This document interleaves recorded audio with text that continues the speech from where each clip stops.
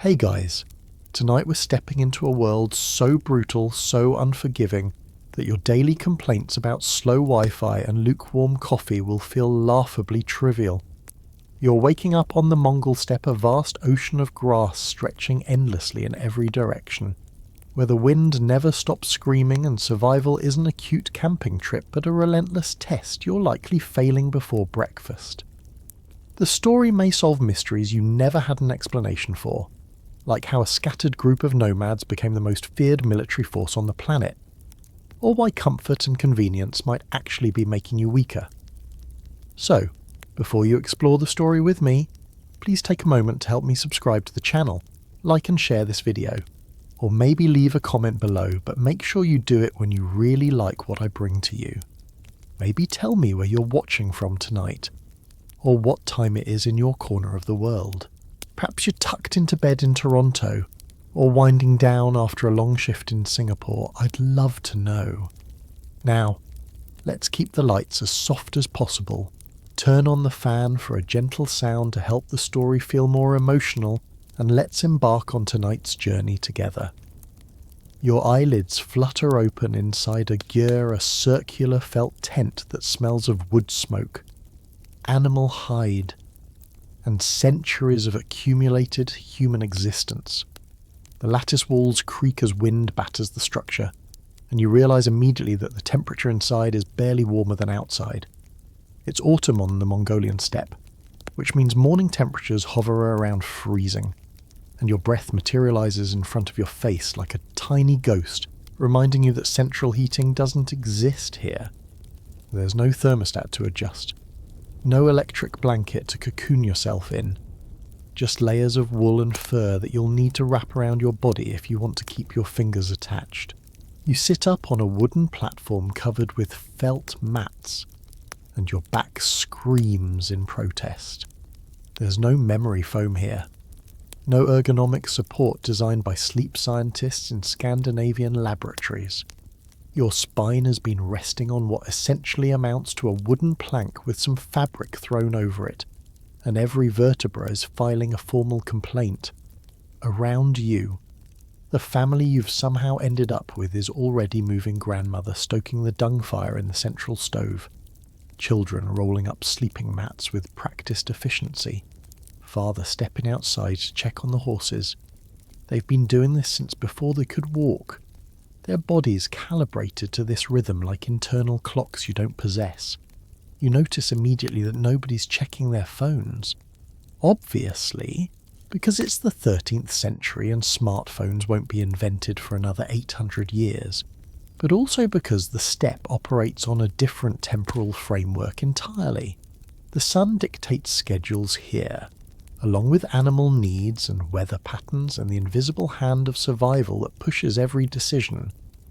You fumble with your deal, the traditional Mongolian robe that you've somehow acquired, trying to remember how the fabric wraps and where the sash goes, while a 7-year-old girl watches you with barely concealed amusement.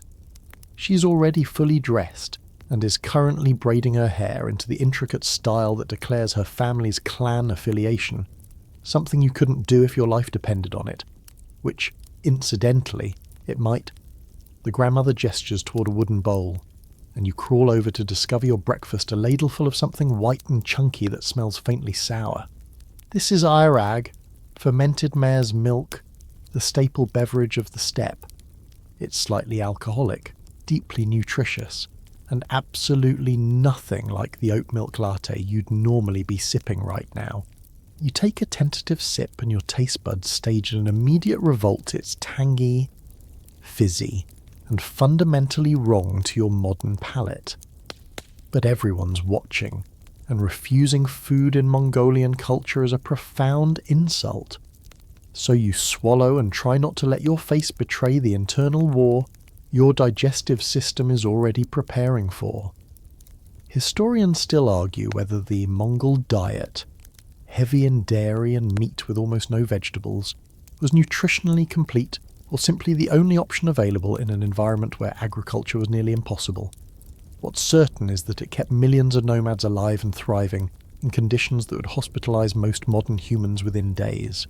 Your body, accustomed to a varied diet of fruits, vegetables, grains, and the occasional cheat meal, is about to discover what happens when you switch cold turkey or cold mutton, more accurately to a pure protein and fat fuel source.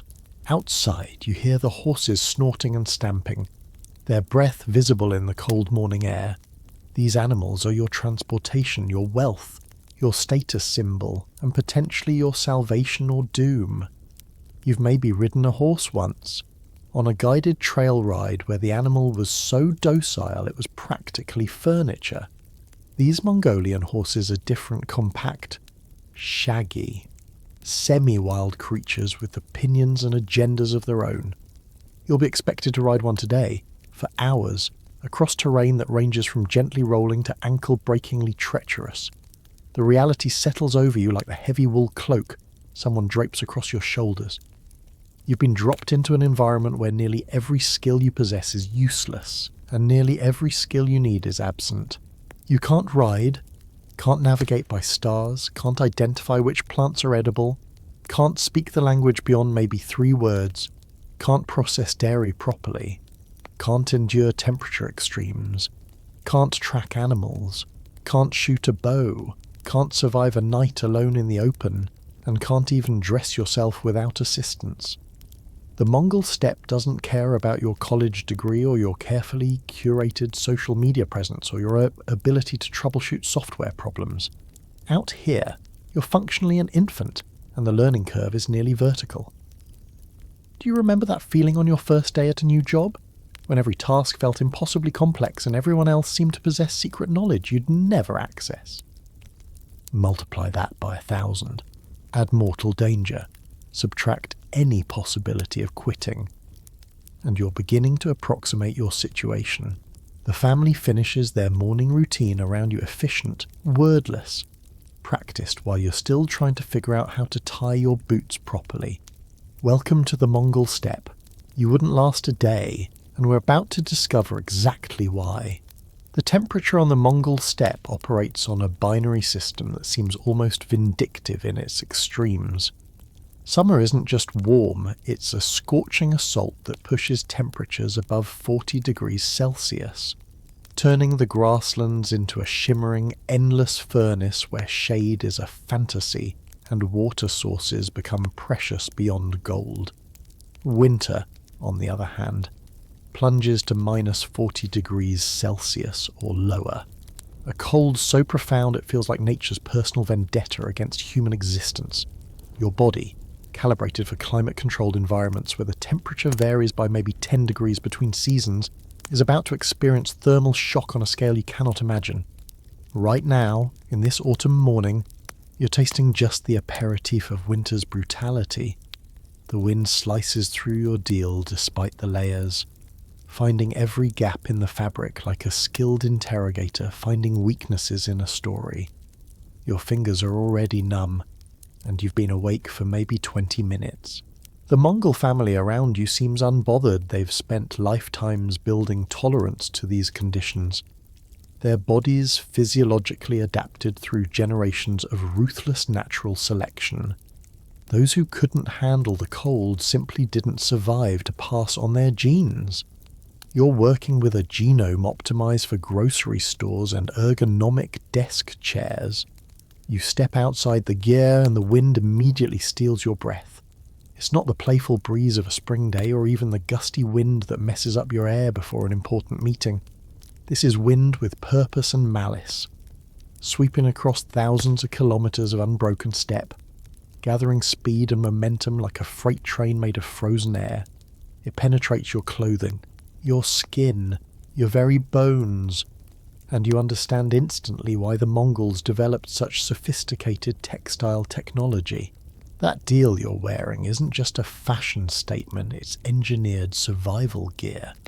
With its overlapping panels, thick wool construction, and that long sash that wraps multiple times around your waist to trap body heat. The landscape stretches before you in waves of brown and gold grass, punctuated occasionally by rocky outcrops and the dark lines of distant mountains. There are no trees to speak of. No forest to break the monotony or provide windbreaks or firewood. What trees do exist are stunted, scraggly things clinging to life in protected valleys, and they're already spoken for by families who've claimed those territories for generations. The openness is psychologically disorienting if you're used to visual boundaries, buildings, fences, hedgerows, anything that tells your brain where spaces begin and end. Here, there's just more steppe, rolling on forever, making you feel simultaneously exposed and insignificant. Historians still argue whether the extreme climate of the Mongol steppe was a disadvantage that nomads overcame, or actually a strategic advantage that hardened them into superior warriors. The evidence suggests both. Yes, life here was brutally difficult, but that difficulty forged people capable of enduring conditions that would incapacitate sedentary populations. When Mongol armies invaded China, Persia, or Europe, they brought with them a tolerance for discomfort that made them nearly unstoppable. Enemy soldiers would retreat to warm castles and wait out the winter. Mongol soldiers would keep campaigning, unbothered by conditions they'd experienced since birth. Your modern body is betraying you in ways you're only beginning to notice. That slight headache, dehydration. Probably because you're not drinking enough in this dry air. The tightness in your chest. Your lungs struggling with air that's simultaneously thin and dusty. The weird cramping in your legs. Likely mineral depletion because you're sweating in your layers during exertion, but then cooling down too quickly, creating an electrolyte imbalance your body doesn't know how to regulate without sports drinks and bananas. Summer, when it arrives, will be its own special hell. The same landscape that's freezing you now will transform into a sun-baked oven, where temperatures soar and water becomes the obsessive focus of every decision. You'll need to drink constantly, but the milk-based diet means you're getting hydration from airag and fermented products rather than clear water. Your stomach, already rebelling against the unfamiliar dairy load, will stage full protests when summer heat amplifies every digestive issue. The Mongols developed iron stomachs through necessity and generations of adaptation. You developed lactose intolerance and a sensitive constitution that requires probiotics and carefully balanced meals. The temperature swings aren't just daily or seasonal, they're hourly. The steppe can shift from pleasant to dangerous in the space of an afternoon as clouds roll in or winds pick up or the sun drops toward the horizon. You need to read weather signs you don't understand, predict changes based on animal behavior you can't interpret, and prepare for contingencies that wouldn't occur to you because you've spent your life assuming shelter is always available. The Mongol children around you are already little meteorologists, noticing the direction of wind shifts, the colour of distant clouds, the way horses position themselves relative to weather patterns. You're still figuring out which direction is north. There's a quirky detail that anthropologists love. Mongols traditionally believed that washing during certain cold months would anger the spirits and bring misfortune. But the practical reality was that bathing in winter could literally kill you. Water freezes on skin at these temperatures. Getting fully wet means hypothermia becomes a significant risk, especially if you can't dry off quickly and completely. So hygiene becomes a calculated risk assessment rather than a daily routine. Your modern sensibilities are already horrified, but your body will soon understand the logic. Survival trumps cleanliness every single time. Do you remember complaining about your office being too cold because the air conditioning was set 2 degrees lower than you preferred? That memory feels absurd now, almost insulting to your current situation. You're standing in an environment where too cold means life-threatening and too hot means potentially fatal, and the margin between uncomfortable and dangerous is razor thin. The Mongols didn't just survive this, they thrived, building an empire that stretched from Korea to Hungary while you're struggling to keep your teeth from chattering during a morning walk to check on horses. The climate here doesn't negotiate. Doesn't care about your comfort zone or your preferences or your body's limitations. It simply exists in its extremes, and you either adapt or you perish. The family around you adapted generations ago. You're standing here in borrowed clothes, borrowed knowledge, and a borrowed body that's fundamentally unsuited for this life. Watching the sun climb higher into a pale sky and wondering how you'll possibly make it to nightfall. The answer, if you're being honest, is that you probably won't, not without help, constant intervention, and more luck than any person reasonably deserves. The grandmother is gesturing at you again, this time with more insistence, holding out a wooden bowl filled with something that looks vaguely beige and glistening. You approach cautiously, your stomach already churning from the fermented mare's milk you choked down earlier, and peer into the bowl. Chunks of mutton fat float in what appears to be weak tea, the fat forming oily rainbows on the surface like a culinary oil spill. This is your breakfast, the actual meal portion, not just the beverage, and everyone's watching to see if you'll eat it. You take the bowl with both hands, the proper, respectful method you've somehow intuited, and bring it to your lips. The smell hits you first, animal fat, slightly rancid, mixed with the earthy bitterness of brick tea that's been boiled with salt instead of sugar. Your modern palate, trained on breakfast cereals and avocado toast and carefully balanced smoothie bowls, recoils in horror. But you're hungry, genuinely hungry in a way that transcends the "I skipped lunch" hunger you're used to, and you take a sip. The liquid is lukewarm, greasy, and profoundly unsettling. The fat coats your mouth and throat, leaving a slick residue that makes you want to immediately brush your teeth. Except toothbrushes won't be common items for centuries, and even then not out here. The Mongol diet revolves almost entirely around animal products because the steppe simply doesn't support agriculture in any meaningful way. The growing season is too short, the rainfall too unpredictable, the soil too thin. You can't cultivate wheat or rice or vegetables when frost can strike in June and return in August. So the nomads became masters of animal husbandry instead, deriving everything they needed from their livestock: meat, milk, cheese, yogurt, butter, leather, wool, sinew for thread, bones for tools. The animals provided it all. This made nutritional sense for people who needed maximum calories to survive extreme conditions and whose bodies had adapted over millennia to process high-fat, high-protein diets with minimal plant matter. Your body, however, hasn't had millennia. You've had maybe 30 years, most of which were spent eating a diet your nutritionist carefully balanced across multiple food groups. The sudden switch to pure animal products is going to trigger a digestive rebellion that will make you intimately familiar with every uncomfortable aspect of gastrointestinal distress. The high fat content alone would be challenging, but it's the fermentation that's really going to cause problems. Everything here has fermented the milk products, especially because fermentation preserves food in an environment without refrigeration and actually increases nutritional value by adding probiotics and breaking down difficult proteins. But your modern gut microbiome, pampered with antibiotics and processed foods and dietary fibre, is completely unprepared for this onslaught.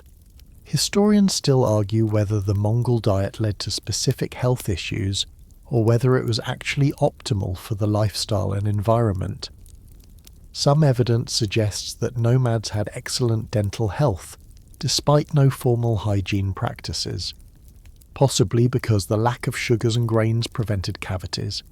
Other evidence shows that the meat-heavy diet might have contributed to shorter lifespans, though disentangling diet from the general brutality of steppe life is nearly impossible. What's certain is that modern nutritionists would have an absolute panic attack looking at this meal plan. You force down another mouthful of the fatty tea, trying not to think about saturated fat and cholesterol and all the dietary concerns you've been trained to worry about. A child, maybe 9 years old, is casually eating dried meat that looks like beef jerky but darker and tougher, barely chewing before swallowing. That's bought dried meat that's been preserved for winter consumption, so desiccated it could probably survive a nuclear apocalypse. You'll be eating a lot of it because fresh meat is a sometime thing, reserved for special occasions or when an animal dies naturally or needs to be culled. Most of the time, you're eating preserved products, and your jaw muscles, accustomed to soft modern foods, are going to ache from the constant work of chewing these leathery substances into something swallowable. The father enters and sets down another bowl, this one containing chunks of white substance with a slightly crumbly texture. Are all dried curds, basically ancient cheese taken to an extreme. It's rock hard, and you're expected to either suck on pieces like candy or soften them in tea. The flavour is intensely sour and salty simultaneously, hitting taste receptors you didn't know you had. There's a joke that would make sense here about Mongols inventing extreme cheese before extreme sports, but you're too busy trying not to gag to appreciate humour. The family, meanwhile, is eating with contentment, clearly enjoying their meal, finding satisfaction in flavours that to them mean home and nourishment and continuity with ancestors. Your modern eating habits are betraying you in subtle ways too. You're used to variety, different meals every day, multiple cuisines, endless options. The Mongol diet is monotonous by design, consisting of variations on the same basic ingredients day after day, season after season, year after year: mutton, mare's milk, occasionally some game if hunting goes well, and in summer, a brief window of fresh dairy products when the animals are producing abundantly. That's it. No fruits except maybe some wild berries if you're lucky. No vegetables except perhaps wild onions or garlic occasionally. No grains unless you're near a trade route and wealthy enough to acquire them. Just animals in every conceivable form, from morning until night. Do you remember being picky about restaurant choices? Debating whether you wanted Thai or Italian or that new fusion place everyone's talking about? That decision-making process feels obscenely luxurious now. Here, you eat what's available, when it's available, and you're grateful for it because the alternative is starvation. The Mongols developed a cuisine perfectly adapted to their circumstances: portable, calorie-dense, preservation-focused, requiring minimal preparation. It kept armies mobile for months, allowed families to survive winters that killed everything else, and created a food culture so distinctive that it survived largely unchanged for centuries. But it's also making you miserable. Your stomach is cramping, your mouth feels coated in grease, and you're already fantasizing about vegetables with an intensity that borders on obsession. The grandmother offers you more arul, and you accept because refusing would be rude. But inside you're mourning the loss of your familiar foods with genuine grief. That's the thing about cultural adaptation. It happens over generations. Not during one catastrophic breakfast. Your body is locked in a losing battle with a diet it doesn't understand. And every meal is going to be a negotiation between hunger and digestive rebellion. The family finishes eating and begins preparing for the day's work. Efficient and unhurried. You're still nursing your bowl of fatty tea, taking tiny sips while trying to convince your stomach to accept this new reality. Outside, the horses are waiting and you'll need energy for what comes next. So you drink, you chew the leathery meat, you suck on the sour curds, and you make a silent promise to your digestive system that you'll somehow make this work. It doesn't believe you, and honestly you don't either. The father motions for you to follow him outside, and your stomach still processing the grease and fermented dairy lurches with apprehension. You know what's coming. You've seen the horses grazing nearby, compact and shaggy, their thick coats already growing in for winter. These aren't the tall, elegant animals you might have encountered at a riding stable back home, where instructors gave you helmets and led you in careful circles around a fenced arena. These are Mongolian horses, descendants of the same bloodline that carried Genghis Khan's armies across continents, and they're about to become intimately acquainted with your complete lack of equestrian skill. The father approaches a stocky mare with practiced ease, making soft clicking sounds that she responds to immediately. She's maybe 13 hands high, barely taller than a large pony by modern standards, with a barrel chest, short legs, and a mane that looks like it's never met a brush. Her eyes are intelligent and slightly sceptical, as if she's already assessed you and found you wanting. You're not wrong to interpret that look accurately. Horses can sense inexperience the way sharks sense blood in water. And this mare knows immediately that you've got no business being anywhere near her back. The father hands you a bridle that's surprisingly simple leather straps. A bit. No complicated mechanisms. You stare at it, trying to remember anything from that trail ride you took that one time, where the horse was so docile it was practically animatronic. The mare watches you fumble with the leather, tossing her head slightly when you approach from the wrong angle. And the father has to intervene, showing you with patient gestures how to slip the bit between her teeth and bring the straps over her ears. Even this basic task reveals your incompetence. And you haven't even attempted to mount yet. There's no saddle. Of course there's no saddle. The Mongols ride with just a thin felt pad between horse and rider. Sometimes not even that. The stirrups, when they exist, are just leather loops, and the entire arrangement seems designed to maximize your chances of falling off and breaking something important.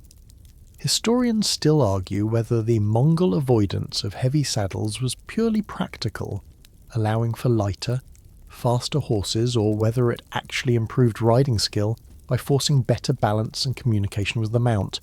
Either way, you're about to experience bareback riding at its most authentic, and your inner thighs are already preemptively aching. The father demonstrates mounting in one fluid motion, swinging onto his own horse with a kind of ease that speaks to thousands of repetitions. You attempt to replicate this and immediately fail. Your leg doesn't swing high enough, your grip on the mane isn't firm enough, your core strength, despite this 3 months you spent going to the gym semi-regularly, is absolutely insufficient for hauling your body weight onto a horse without mechanical advantage. The children are watching now, a small audience gathering to observe your struggle, and their faces show polite curiosity rather than mockery. But you're mortified anyway, on your 3rd attempt, with the father basically pushing you from behind. You manage to scramble onto the mare's back. You're immediately aware of several things. The horse's spine is bonier than you expected, pressing uncomfortably against your anatomy in ways that will become agonizing within minutes. The mare is warm, almost hot, her body heat radiating through the thin felt pad, and you have absolutely no idea how to make her do anything. Your legs dangle uselessly, too short to properly grip her barrel. Your hands clutch the mane with white-knuckled desperation. Your balance is non-existent, causing you to list to one side like a sinking ship. The mare, sensing your incompetence, immediately tries to scrape you off by walking towards a low-hanging structure. It's not malicious, exactly more like a test.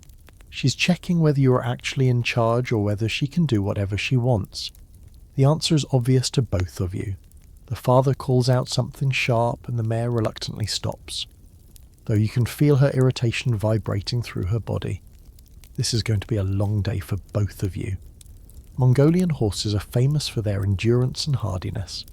They can survive on forage that would starve other breeds, withstand temperature extremes that would kill thoroughbreds, and travel up to 80 kilometers in a single day without showing significant distress. They're also semi-wild, opinionated, and completely uninterested in coddling incompetent riders. The children here learn to ride before they can walk properly, strapped to horses as toddlers, absorbing equestrian knowledge through their bones and muscles until riding becomes as natural as breathing. You're starting at maybe age 30 with no muscle memory, no cultural knowledge, and a healthy fear of falling that the Mongol children simply don't possess. The father leads your mare forward, and the gait even at a walk is jarring. Each step sends shockwaves through your spine, and you bounce in the saddle that isn't a saddle, unable to find the rhythm that would let you move with a horse instead of against her. Your thighs are already burning from trying to grip with muscles you didn't know existed. Your hands ache from clutching the mane. Your back hurts from trying to stay upright, and you've been on the horse for maybe 3 minutes. Do you remember thinking that horseback riding looked romantic in movies, with heroes galloping across landscapes with wind in their hair and perfect posture? That image is being brutally corrected right now. Real riding, especially Mongol-style riding, is physically brutal. It's hours of sustained muscle engagement, constant balance adjustments, communication with an animal that has its own agenda, and the ever-present possibility of serious injury if things go wrong. The Mongols could ride for 12 hours straight, changing horses periodically to keep the animals fresh while they themselves maintained pace. You'll be begging to dismount within the hour. There's a quirky fact that anthropologists love to mention Mongol warriors could supposedly sleep in the saddle during long campaigns. Their bodies so attuned to their horses' movements that they could rest while remaining mounted. It sounds impossible until you witness how deeply integrated horse and rider become after a lifetime of practice. These people are centaurs in everything but biology. Their identities fused with their animals in ways that urban civilizations can barely comprehend. You, meanwhile, can barely stay conscious through the discomfort, let alone consider sleeping. The mare takes a few more steps, following the father's horse, and you try desperately to mimic the posture you see around you. The children ride with relaxed confidence, their bodies moving fluidly with their mounts, their hands barely touching the reins. They make it look effortless, like floating, while you're engaged in active combat with gravity and momentum. Your horse is your lifeline in this environment. She's transportation, wealth, status, and survival all compressed into one stocky package. But right now, she feels like an instrument of torture specifically designed to expose every physical limitation you possess. The father clicks his tongue, and both horses move into a trot. Your world becomes a nightmare of bouncing, sliding, and desperate gripping. You're going to fall. It's just a matter of when. You've been clinging to the mare for maybe an hour when the father signals a halt, and relief floods through you like a narcotic. Every muscle below your waist is screaming. Your hands are cramping from gripping the mane, and you're reasonably certain you'll never walk normally again. But the relief is short-lived because you're not stopping to rest. You're stopping to work. The entire family has gathered at your current camp location, and now comes the part of nomadic life that separates functional people from you moving the entire household to a new grazing location. The concept sounds simple enough. The grass here is getting sparse. The animals have eaten down the best vegetation, and it's time to relocate to fresher pasture. This happens every few weeks during the warmer months, more frequently in summer when growth is fast, less often in winter when movement becomes dangerous. It's the fundamental rhythm of nomadic life, the practice that defines these people and has for thousands of years. Except simple and easy are very different things, and you're about to discover that dismantling and relocating an entire home is a skill set you absolutely don't possess. The your felt dwelling that seemed so cozy this morning needs to come down. The grandmother is already working on the interior, efficiently rolling up the felt mats, folding blankets, packing cooking utensils into wooden chests that look ancient and well-travelled. Everything has a place. A specific packing order that ensures weight distribution on the pack animals, and easy access to essential items. You watch, trying to memorize the process. But it's like watching someone perform surgery you can observe. But without years of training, you'd just make catastrophic mistakes if you tried to help. The father and oldest son begin with the roof poles, the long wooden pieces that radiate from the central ring like spokes in a wheel.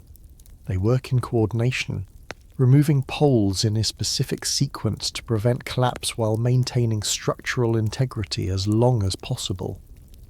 You move to help and immediately grab the wrong pole. nearly causing a section of roof to cave inward. The sun redirects you with patient firmness to a safer task rolling up the felt wall coverings. These are heavy, awkward, and surprisingly large when unfurled. You struggle with one section, trying to roll it tightly the way you see others doing, but your roll is loose and uneven, and the grandmother has to redo it while making soft clicking sounds that might be Mongolian for "bless his heart, he's trying." Historians still argue whether the Mongol gear design was independently developed or influenced by similar structures from Central Asian cultures. But what's undeniable is its engineering brilliance. The entire structure, walls, roof, covering, stove can be dismantled, packed onto 3 or 4 horses, transported and reassembled in a matter of hours. Its modular architecture perfected centuries before IKEA made modularity trendy, and it's designed for a lifestyle where permanence is dangerous and mobility is survival. Your apartment back home, with its fixed walls and complicated lease agreement, suddenly seems almost primitive by comparison, at least in terms of adaptability. The lattice walls collapse accordion style, the wooden pieces bound with leather straps that allow for folding and expansion. Someone hands you one section to carry to the pack animals, and you stagger under the weight. It's not impossibly heavy, but it's awkward, long, unwieldy, and prone to catching on every rock and tuft of grass during the 50-metre walk to where the camels are waiting. Yes, camels. Because in this part of Mongolia, the 2-humped Bactrian camels serve as primary pack animals, capable of carrying enormous loads across terrain that would break a truck's axle. The camels eye you with the same sceptical expression the horse gave you earlier, as if all animals on the steppe have a secret communication network alerting each other to your incompetence. Loading the camels is an art form you're failing at spectacularly.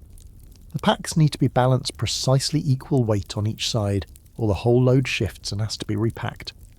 The ropes securing everything follow a complex pattern that's simultaneously functional and decorative, each knot placed exactly where tradition and physics demand.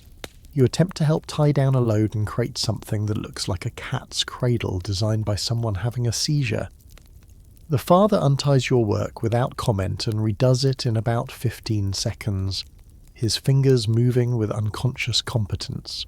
The children, meanwhile, are doing actual work. The 9-year-old is managing 3 sheep, keeping them grouped and moving in the right direction. The 7-year-old is carrying loads that look proportional to her body weight, walking back and forth without complaint or apparent effort.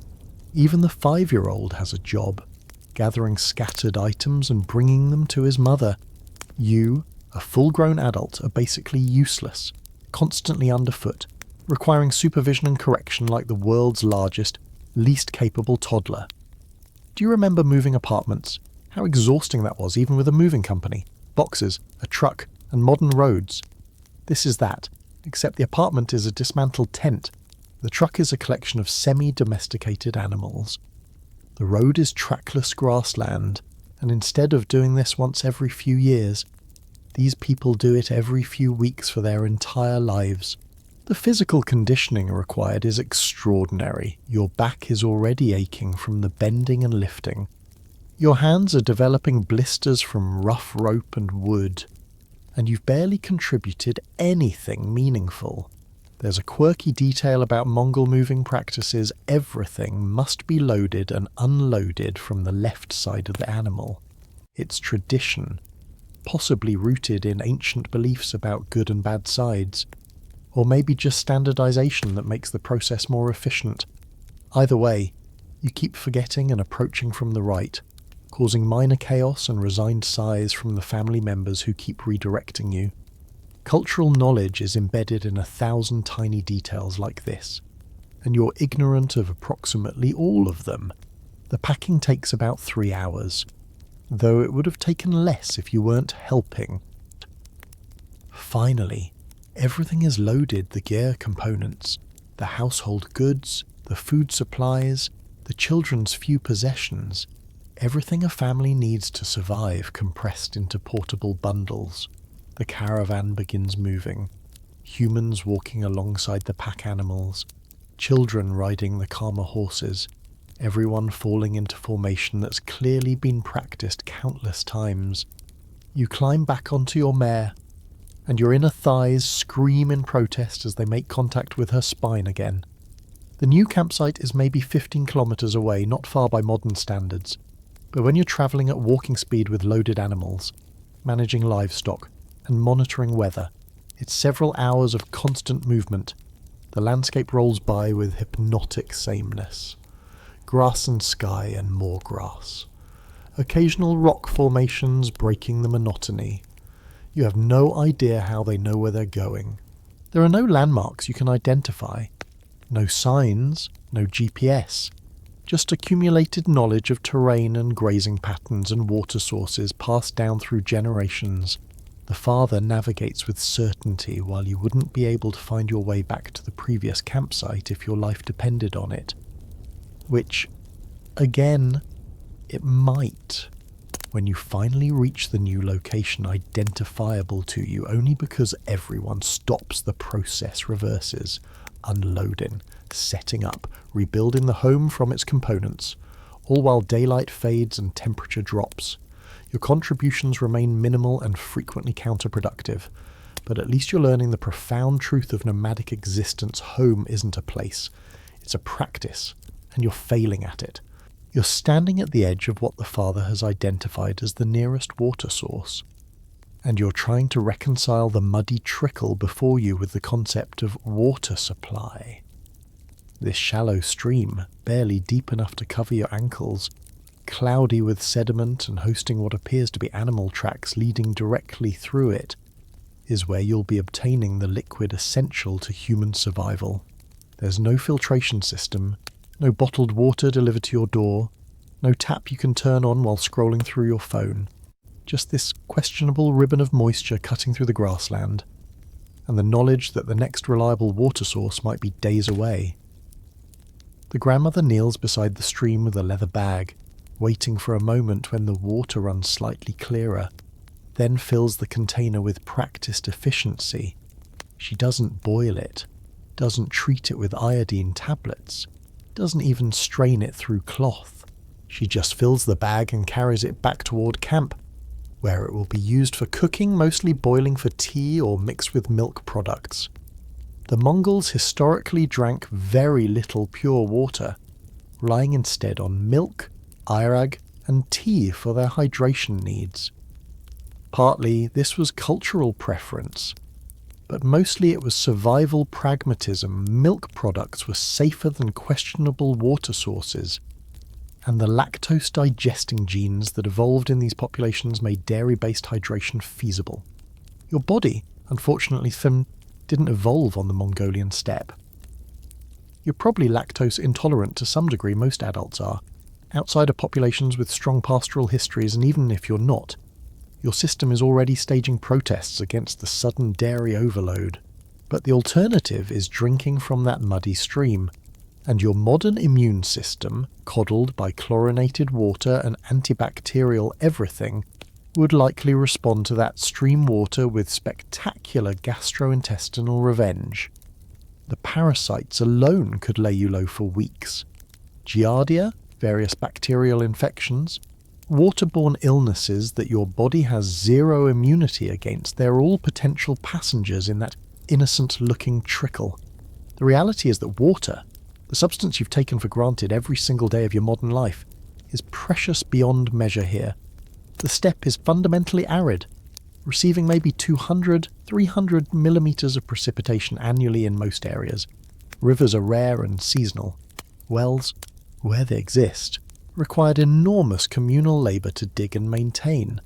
Most water sources are shared with livestock, meaning contamination is constant and unavoidable. The Mongols developed their entire culture around this scarcity, creating a diet that minimized water dependence and movement patterns that tracked seasonal water availability with life or death precision. Historians still argue whether the Mongol reputation for rarely bathing was exaggerated by their enemies or simply practical adaptation to water scarcity. Probably both. Persian and Chinese chroniclers describe the Mongols as unwashed and reeking, using this as evidence of barbarism. But bathing in an environment where water is scarce and temperatures extreme would be genuinely dangerous, wasting precious water resources, risking hypothermia, and gaining relatively little benefit when everyone around you smells equally ripe. Personal hygiene becomes a luxury rather than a necessity, and your modern standards of cleanliness are about to be thoroughly compromised. You crouch beside the stream, cupping your hands to drink directly, and the father makes a sharp sound that stops you. He points to the mud churned up by your approach, the cloudiness spreading through the water, and you understand you've just contaminated your own drinking source through incompetence. You need to wait now for the sediment to settle, or move upstream, or accept that you'll be drinking cloudy water. Back home, you complained when the tap water tasted slightly metallic. Here, you'll be grateful for any moisture that doesn't immediately hospitalize you. The children run to the stream and drink directly, cupping hands or using small carved wooden bowls they carry on their belts. They've been building immunity to these water sources since birth, their gut microbiomes populated with hardy bacteria that can handle whatever the steppe throws at them. You're working with a digestive system that gets upset if you eat dairy from a different brand than usual. The gap between their biological adaptation and yours is measured in generations of natural selection that you simply can't shortcut. Do you remember being picky about water brands, debating whether you preferred spring or mineral or filtered? That consumer choice feels obscene now, almost offensive. These people would look at a modern supermarket's beverage aisle, hundreds of options, all clean, all safe, all readily available as something approaching magic or divine intervention. Here, finding clean water requires knowledge, effort, sometimes travel, and always gratitude. The casual abundance you've experienced your entire life is revealed as the extraordinary exception rather than the human default. There's a quirky detail that medical anthropologists love discussing despite minimal hygiene by modern standards and questionable water sources. Mongol populations didn't necessarily suffer higher disease rates than their sedentary neighbours. The nomadic lifestyle meant they weren't living in dense concentrations where diseases spread rapidly. Their diet was actually quite nutritious, despite being monotonous. And the harsh environment naturally selected for robust immune systems. Still, infant mortality was high, and injuries or illnesses that would be trivial today could easily become fatal when you're days away from any medical intervention. You finally manage to drink some water, moving carefully upstream and waiting for clarity. It tastes of earth and minerals and animal presence, completely unlike the neutral, processed water you're accustomed to. Your throat accepts it because you're genuinely thirsty after hours of riding and physical labour, but your mind is cataloguing every potential pathogen you might be introducing to your system. The father drinks unconcernedly beside you, and you try to take comfort in his example, though you know his constitution and yours exist in completely different biological universes. The walk back to camp feels longer than it should, the leather water bag the grandmother entrusted to you growing heavier with each step. You're becoming acutely aware that hydration, something you've never had to think about beyond remembering to drink 8 glasses daily, is now a constant calculation. How much do you have? When's the next source? What's safe to drink? How do you balance fluid needs against the risks of contaminated water or the digestive challenges of milk products? The Mongols do these calculations unconsciously, their knowledge encoded in cultural practices developed over millennia. You're stumbling through basics like a toddler learning to walk. Water defines everything here where you camp, when you move, which routes you take, how you allocate resources. It's the invisible architecture around which nomadic life is constructed, and you've been blind to it because you've never lived without abundance. The steppe is teaching you, with characteristic harshness, that water is life in the most literal sense, and you're desperately, dangerously unprepared for that lesson. Night falls on the steppe with a swiftness that catches you off guard, the sun dropping below the horizon and taking warmth and visibility with it in what feels like minutes. The temperature plunges immediately. You'd estimate it's dropped 15 degrees in the hour since sunset, and it's still falling. The family has erected the ger at the new location with efficiency that made your earlier struggles seem even more pathetic, and now you're all gathered inside around the central stove, its dung fire providing the only heat and light. Outside, in the vast darkness, you can hear the livestock settling, and something else howling in the distance. Wild and haunting and decidedly predatory. The father's posture changes immediately. He rises, moves to where weapons are stored, and retrieves a bow, that famous Mongol composite bow, curved and compact and deadlier than it looks. The oldest son follows his lead, and suddenly the atmosphere in the ger has shifted from domestic calm to alert tension. The howling comes again, closer this time, and you realise with stomach-dropping clarity that those are wolves. Not the metaphorical wolves of corporate culture or abstract danger, but actual Canis lupus, hungry and intelligent and hunting in coordinated packs. Mongolian wolves are larger than their European or North American cousins, reaching up to 70 kilograms, and they hunt in groups that can number 20 or more individuals during harsh winters. They've evolved alongside the same brutal conditions that shape the human inhabitants here, making them smart, resilient, and utterly fearless about approaching human settlements when food is scarce. To the nomads, wolves represent a constant threat to livestock. A pack can kill dozens of sheep or goats in a single night, devastating a family's wealth and food supply. To you, they represent something even more primal, the reminder that humans aren't automatically at the top of the food chain. The father and son exit the ger, and you follow after a moment's hesitation, immediately regretting it as the cold slaps your face and the darkness reveals itself to be nearly absolute. There's no light pollution here, no street lamps or building illumination or cars with headlights. The moon is just a sliver, and the stars, while spectacular, provide minimal practical illumination. You can barely see the outline of the livestock pen maybe 30 meters away, and your eyes, accustomed to screens and artificial light, are struggling to adjust to true darkness. The howling comes again, and this time you can hear its multiple animals, calling and responding in a pattern that sounds disturbingly like communication. Because it is communication. Wolves hunt with sophisticated coordination, using vocalizations to share information about prey location, movement, and strategy. They're not mindless predators, they're intelligent social hunters with complex pack dynamics and problem-solving abilities that would impress corporate strategists. And right now, they're testing your camp's defences, probing for weaknesses, calculating whether the livestock is worth the risk of confronting the humans. The son has positioned himself near the animal pen with his bow ready, and the father is building up a fire outside the ger, adding fuel to make it brighter, more intimidating.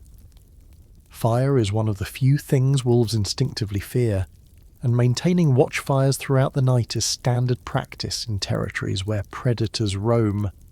But fuel is precious. You can't just pile on wood because there barely is any wood, so the fire must be carefully managed, kept large enough to deter but not so large it consumes tomorrow's cooking fuel. It's another calculation, another balancing act that these people perform unconsciously while you're still trying to figure out which direction the wolves are calling from. Historians still argue whether Mongol warriors' fearlessness in battle was partly conditioned by growing up defending livestock against predators. The theory suggests that children who learn to face down wolf packs at age 10 aren't particularly intimidated by human enemies at age 20. It's speculative, but watching the son, maybe 14 years old, standing calmly with his bow while wolves circle in the darkness, you can see how this environment would forge nerves of steel.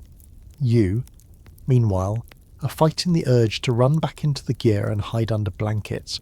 A shape moves at the edge of firelight, just a shadow, quick and low to the ground. The son's bow creaks as he draws, tracking the movement, but he doesn't release. Arrows are valuable, not to be wasted on shots that might miss in darkness. The shape retreats, and another howl sounds from a different direction. They're flanking, you realise, using multiple angles to confuse and divide attention. Your modern brain, trained on nature documentaries and safari footage, intellectually knew wolves were smart. But experiencing their intelligence directed at you with predatory intent is entirely different from watching it on a screen while eating popcorn. The livestock are nervous now, sheep pressing together in their pen, making distressed bleating sounds that probably act like dinner bells to the wolves. The family's dogs you hadn't paid them much attention earlier are going ballistic, barking in aggressive patterns that sound less like pet behaviour and more like wild canines defending territory. These aren't lap dogs or even herding dogs in the Western sense. They're livestock guardians, bred over generations to be aggressive toward predators and bonded to the flocks they protect. They'll fight wolves to the death if necessary, and frequently do. Do you remember being afraid of the dark as a child? That irrational fear that something might be hiding under your bed or in your closet? That fear wasn't irrational, it was ancestral memory, encoded in your genes from thousands of generations when darkness genuinely concealed predators.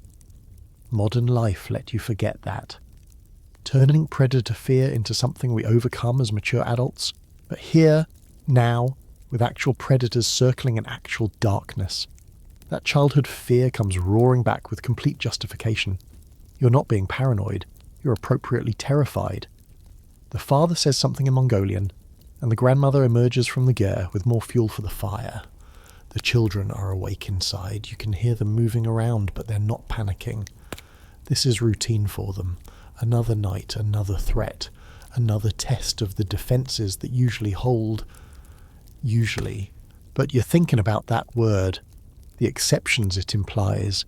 The nights when the defences fail and wolves breach the pen and morning reveals carnage. There's a quirky detail that zoologists find fascinating. Mongolian nomads and wolves have coexisted for so long that both species have adapted to each other's presence. The wolves learned which camps have dogs, which families are good shots, when livestock are most vulnerable. The humans learned wolf behaviour, movement patterns, hunting seasons, and developed countermeasures that mostly work. It's a predator-prey relationship where both sides have evolved intelligence-based strategies, creating a kind of ancient Cold War played out across the grassland. The night stretches ahead hours until dawn, hours of vigilance required. The father and son will rotate watch, keeping the fire burning, monitoring the darkness, ready to respond to incursions. You'll probably try to help and mostly just stay awake from anxiety, contributing little but learning the profound lesson that safety is never guaranteed. The wolves are still out there, patient and hungry, waiting for an opportunity that human vigilance exists specifically to deny. It's exhausting, this constant defensive posture against nature. But it's survival on the steppe, where predators don't distinguish between your livestock and you, and darkness brings dangers that daylight merely postpones. Morning arrives with the wolves vanished and the livestock intact, and you're exhausted from a night of fitful half-sleep punctuated by every sound outside the gyre. The family, conversely, seems perfectly rested, moving through their morning routine with the same efficiency as always. You're learning that survival here isn't just about handling individual challenges, it's about handling them consecutively, relentlessly, without the luxury of recovery time. But today presents a different kind of challenge, one that doesn't involve physical endurance or facing predators. Today, you need to navigate the invisible maze of Mongol social hierarchy, and you're completely illiterate in the language of gestures, positions, and protocols that govern every interaction. The first mistake happens before you're fully awake. You step over the threshold of the gyre with your left foot first, A minor action that produces an immediate reaction from the grandmother. She makes a sharp sound, gestures urgently, and you realise you've violated some rule you didn't know existed. Right foot first when entering a gear, always. It's tradition, possibly rooted in shamanic beliefs about good and bad sides. Or maybe just standardised practice that became culturally encoded over centuries. Either way, you've started the day by essentially announcing your ignorance to everyone present. The social structure of Mongol nomadic society is complex, built on layers of family, clan, tribe, and confederation relationships that determine everything from where you sit to how you speak to what gifts you can give. Age commands respect, with elders holding positions of honour and authority. Gender roles are clearly defined but somewhat more fluid than in many sedentary societies. Women manage household economics and can wield considerable power. Though men typically handle external politics and warfare, status derives from multiple sources: livestock wealth, family lineage, personal achievements, and the intricate web of obligations and alliances that bind families together. You have no idea where you fit in this structure. You're simultaneously a guest which commands certain protections and courtesies, and an incompetent outsider whose presence creates extra work for everyone. The family has been gracious, patient beyond what you deserve, but you can sense the subtle calibrations happening around you as they figure out how to incorporate someone who doesn't understand the rules into their social system. Every interaction is a potential minefield where your ignorance might cause offence you won't even recognise until it's too late. A visitor arrives mid-morning, another nomad from a neighbouring camp, riding up on a horse and dismounting with the casual grace that marks experienced riders. The father greets him with specific gestures, right hand extended, left hand supporting the right elbow, a slight bow. They exchange words you don't understand, and then the visitor is invited into the gear, where he's offered the seat of honour across from the door. You've been sitting in that general area, and you scramble to move, belatedly realising you've been occupying space reserved for guests of status. Another violation, another small announcement of your social incompetence. The grandmother brings out food-dried meat, arol, fresh arag from this morning's milking, and presents it to the visitor with both hands. He accepts with both hands, samples the offerings, and nods appreciation. Every gesture is precise, meaningful, part of a social vocabulary developed over generations. You watch, trying to absorb the grammar of interaction, but it's like learning a language from pure immersion with no textbook or translation guide. The visitor glances at you occasionally, curiosity evident, and says something that produces laughter from the family. You smile uncertainly, hoping it wasn't at your expense, but suspecting it was. Historians still argue whether Mongol social structures were more egalitarian than contemporary sedentary societies, or simply differently hierarchical. Evidence suggests both elements. There was definitely hierarchy based on achievement and lineage, but also remarkable social mobility compared to feudal systems elsewhere. A commoner could rise to high status through military prowess or administrative skill. Women could inherit property and manage estates. But within these flexibilities existed rigid codes of conduct, honour obligations, and respect protocols that governed every interaction. Breaking these codes could result in social death, exile from the community, which on the steppe meant literal death. The visitor produces a small wrapped package and presents it to the father with formal words.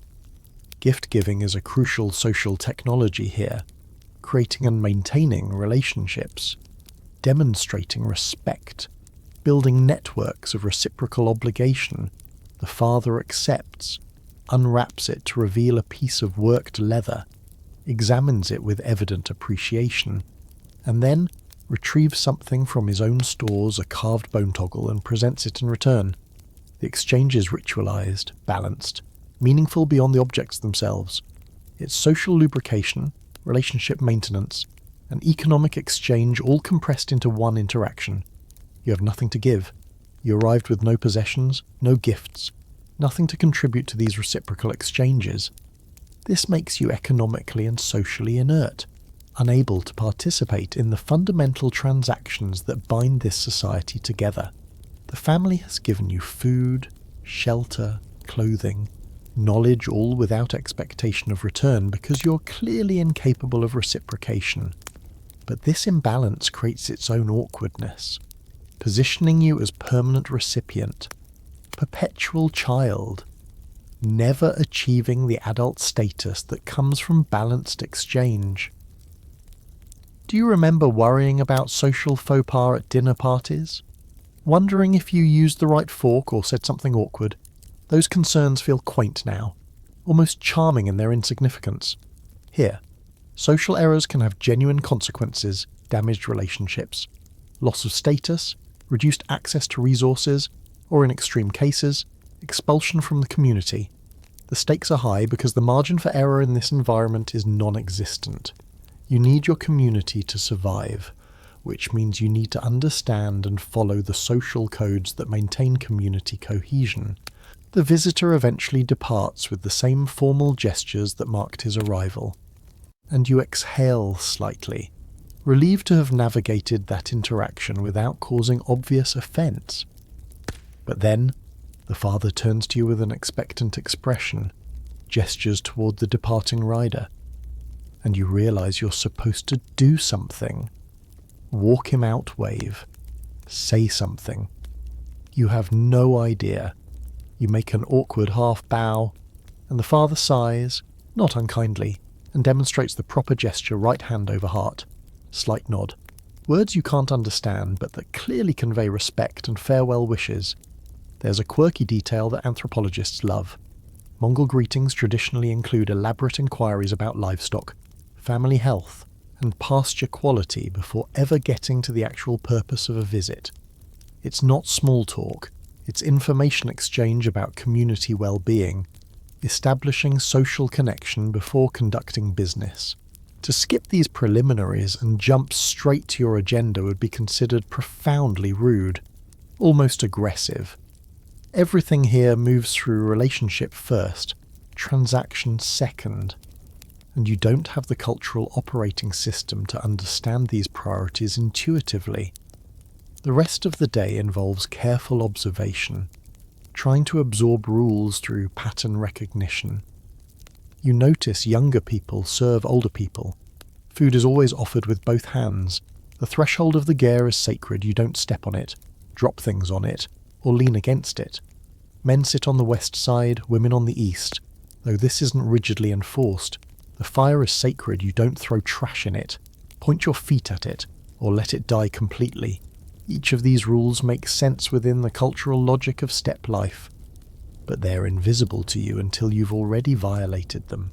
You're navigating a social landscape more complex than any corporate hierarchy or urban etiquette system you've encountered.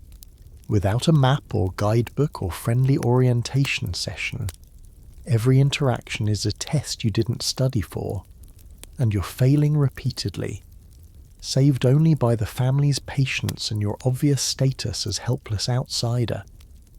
But you wonder how long that patience will last. And what happens when your ignorance crosses a line from amusing to offensive? On the steppe, there's no HR department to mediate conflicts, no rulebook to consult. There's just the accumulated weight of tradition and the very real consequences of getting it wrong. The cold you experienced on your first morning was merely autumn being polite. A gentle preview of what winter can actually do on the Mongol steppe.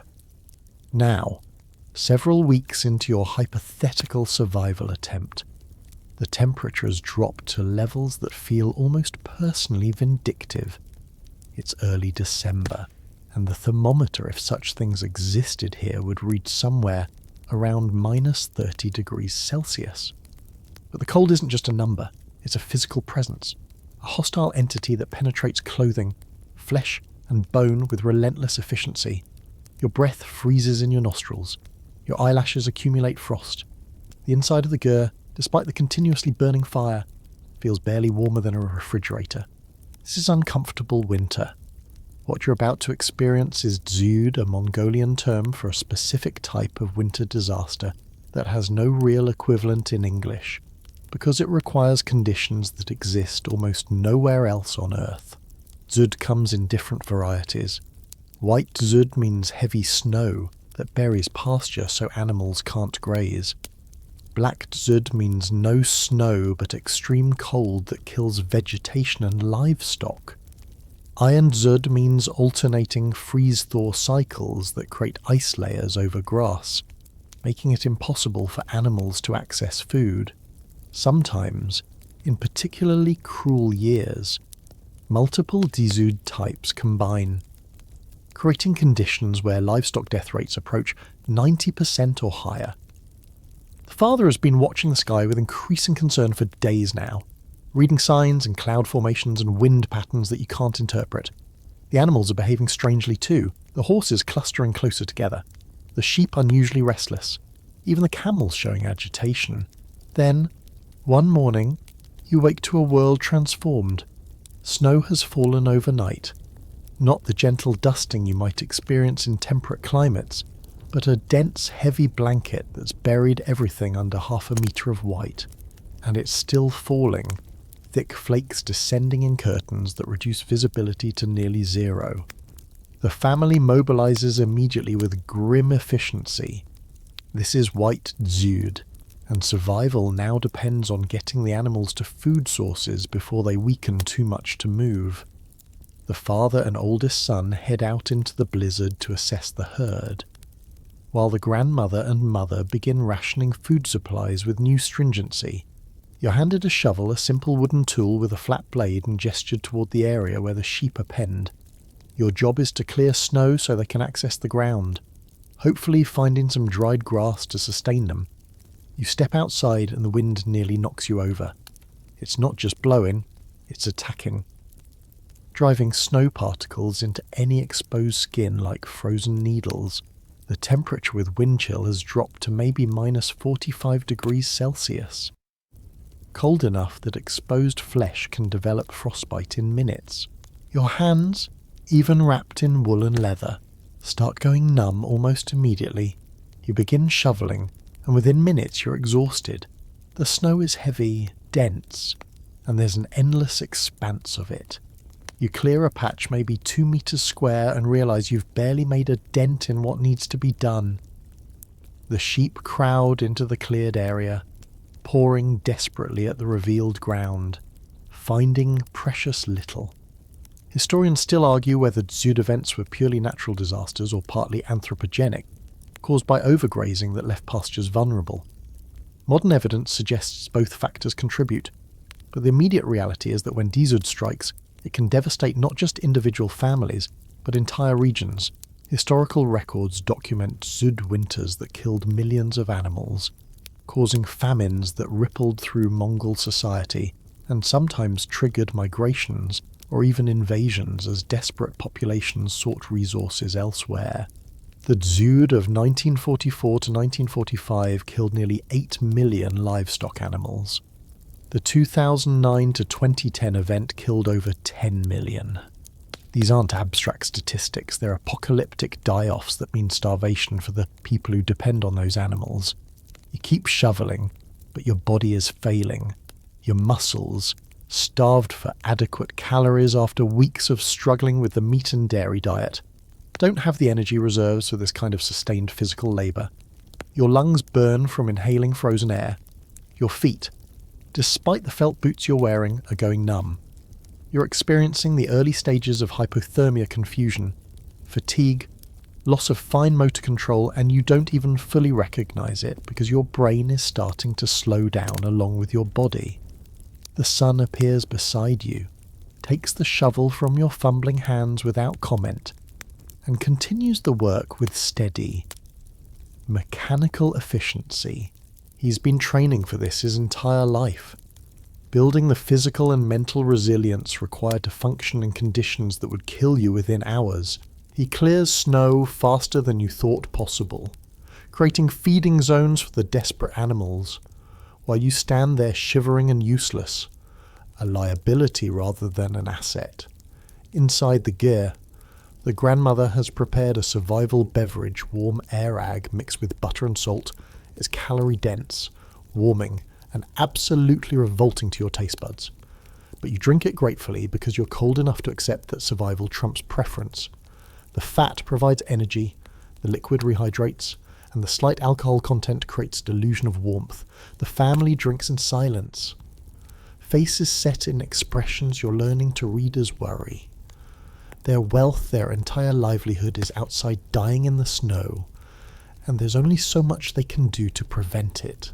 Do you remember complaining about harsh winters in your modern life? Griping about shoveling the driveway or scraping ice off your car windshield? Those inconveniences are revealed as the pampered complaints of people who've never faced real winter, the kind that kills indiscriminately and cares nothing for human comfort or survival. You had heated homes, insulated vehicles, readily available food, emergency services a phone call away. Here, you felt walls, a dung fire, whatever food you stored before winter, and your own resources or the mercy of your community. That's it. Days blur together in a nightmare of cold, exhaustion, and animal suffering. You venture out periodically to help or attempt to help with the desperate work of keeping livestock alive. Some sheep have already died, their frozen bodies stiff in the snow, representing lost wealth and future meals that won't exist. The family butchers what they can before the meat becomes too frozen to process. And suddenly you have more mutton than you've seen in weeks, though it's consumed with the knowledge that each meal represents permanent reduction in the herd size. The children are quieter now, the playfulness you occasionally witnessed replaced with the serious demeanour of people facing genuine crisis. Even they understand what Zud means: potential starvation, reduced wealth, harder times ahead. The 5-year-old who you'd seen laughing days ago now sits close to his mother with wide, solemn eyes, and you realise he's experiencing something you've never had to face the real possibility that your family might not have enough food to survive until spring. There's a quirky detail that climate historians find significant major Zud events in Mongol history often corresponded with political upheavals or military campaigns. The harsh winter of 1226 to 1227 preceded Genghis Khan's final campaign. 20th century Zud events triggered significant rural to urban migration, reshaping Mongolian society. Disaster and social change walk hand in hand, and you're witnessing firsthand how environmental catastrophe can reshape human life in fundamental ways. The blizzard finally breaks after 3 days, leaving behind a transformed landscape of white silence and hidden dangers. The family begins the grim accounting of losses, tallying which animals survived and which need to be culled before they die naturally. You've lost maybe 30% of the sheep, several goats, and one of the camels, a devastating blow to the family's wealth and your collective chances of surviving until spring. The father's face shows strain you haven't seen before, and you understand that you've just witnessed a disaster that will echo through the family's fortunes for years to come. Winter has months yet to run, and this was just one Zud event. There could be more. Your hypothetical survival grows more unlikely with each passing day, not from any single catastrophic failure, but from the accumulated weight of cold, hunger, exhaustion, and the grinding reality that nature here doesn't negotiate. It simply imposes its terms, and you either meet them or you die. You wake one morning with a fever that feels like your skull is being slowly crushed from the inside, and you realise with sinking dread that you've gotten sick. Not the minor cold you'd normally treat with over-the-counter medication and a day working from home, but genuinely dangerously ill. Your throat feels like you've swallowed broken glass. Your body aches in ways that suggest muscle tissue is actively rebelling, and you're alternating between chills that make your teeth chatter and sweats that soak through your layers of wool. In your modern life, this would mean a doctor's visit, perhaps antibiotics, maybe a prescription for something that would have you functional within days. Here, on the Mongol steppe in the middle of winter, This means something else. Entirely, you're about to experience medieval medicine. And it's going to be an education in just how much modern healthcare you've taken for granted. The grandmother notices your condition immediately. You're not exactly subtle about your misery, and she moves into action with the calm efficiency of someone who's treated illness many times before. She brews a tea from dried herbs you can't identify, plants gathered during warmer months and stored specifically for medicinal purposes. The tea tastes unspeakably bitter, like drinking liquid plant suffering, and you gag on the first sip. She gestures firmly that you need to drink it all, and you comply because what choice do you have? There's no pharmacy, no urgent care clinic, no ability to Google your symptoms and self-diagnose from the comfort of your bed. There's just this bitter tea and whatever traditional knowledge has been passed down through generations of nomads treating illness with what the steppe provides. The next treatment involves being stripped to the waist despite your feverish protests about the cold. And then the grandmother produces a tool that looks vaguely like a small knife. Your alarm must show on your face because she makes soothing sounds while heating the blade in the fire. This is traditional Mongol medicine cauterization for various ailments, based on beliefs about balancing bodily energies and driving out sickness through controlled burning. You're about to be given small burns on specific points of your back and chest, locations determined by centuries of empirical observation about what seems to work, even if the theoretical framework is based on pre-scientific medical understanding. The first touch of heated metal against your skin produces a pain that's sharp and immediate, and you jerk away involuntarily. The father holds your shoulders firmly while the grandmother continues, placing careful burns in a pattern that means something in traditional medicine but looks like random torture to your fever-addled mind. Each touch is agony, but it's over relatively quickly, maybe a dozen small burns total, and then the grandmother applies some kind of animal fat salve to the wounds. You're shaking, not sure if it's from fever or shock or the accumulated stress of being medically treated with fire. Historians still argue whether traditional Mongol medical practices were effective beyond placebo, or whether some treatments had genuine physiological benefits that weren't understood at the time. Cauterization, for instance, might have helped by creating counter-irritation that distracted from other pain, or possibly by triggering immune responses. The herbal remedies likely had active compounds many modern medicines derive from plants that traditional cultures used for centuries, but separating effective treatments from harmful or neutral ones is nearly impossible without controlled studies. And you're certainly not in a position to evaluate efficacy while you're the unwilling test subject. The grandmother also performs rituals that blend medicine with shamanic practice, chanting words you don't understand, making gestures over your body with what appears to be a bundle of dried grass, calling on spirits or deities to aid in healing. In Mongol tradition, illness can have both physical and spiritual causes, requiring treatment on multiple levels. A doctor treats the body, a shaman treats the spirit. Ideally, you get both. Though the distinction between the roles is often blurred, the grandmother seems to occupy both functions, moving fluidly between practical nursing and spiritual intervention as if they're inseparable aspects of the same healing process. You spend the next several days in a miserable haze of fever dreams and periodic treatments. More bitter tea, forced down your throat despite your stomach's protests, some kind of fermented medicine that smells like it's been aging since before you were born, and tastes worse than anything you've consumed in this entire ordeal. The grandmother checks your burns daily, applying fresh salve, monitoring for infection. She feels your forehead, examines your tongue, smells your breath, diagnostic techniques that are simultaneously ancient and surprisingly practical. She's assessing your condition with tools available to her observation, accumulated experience, and cultural knowledge passed down through generations of healers. There's no privacy in illness here. You're lying in the communal space of the ger, where everyone sleeps, eats, and conducts daily life. The children watch your suffering with open curiosity. The family discusses your condition in Mongolian, their tones ranging from concern to matter of fact.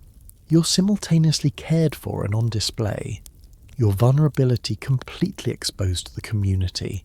In modern healthcare, you'd have private rooms, professional distance, and the dignity of suffering away from public view. Here, illnesses is a community concern because if you die, it affects everyone. They've invested resources in you, and your death would mean that investment was wasted. Do you remember being annoyed when you had to wait 3 hours in an emergency room? Or when your insurance denied coverage for a procedure? Or when your doctor couldn't see you until next week? Those frustrations exist within a framework of incredible medical privilege, access to trained professionals, diagnostic technology, pharmaceutical interventions, surgical options, and safety nets that keep minor illnesses from becoming death sentences. Here, you have herbal tea, cauterization, prayer, and hope. That's the entirety of your medical infrastructure, and you're discovering that it's simultaneously more than you expected and far less than you need.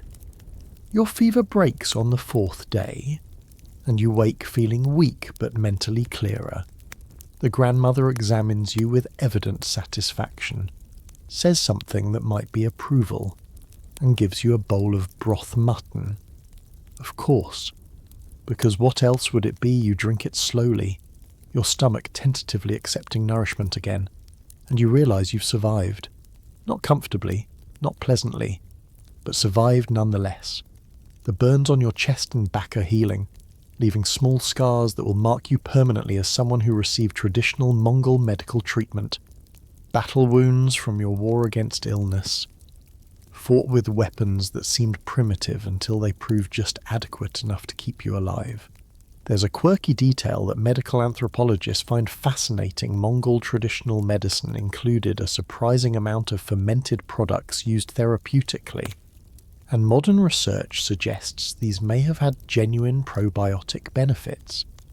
The airag that tastes so unpleasant to you contains bacteria and yeasts that can aid digestion and boost immune function. The fermented medicines might have been delivering beneficial microorganisms along with whatever active plant compounds they contained.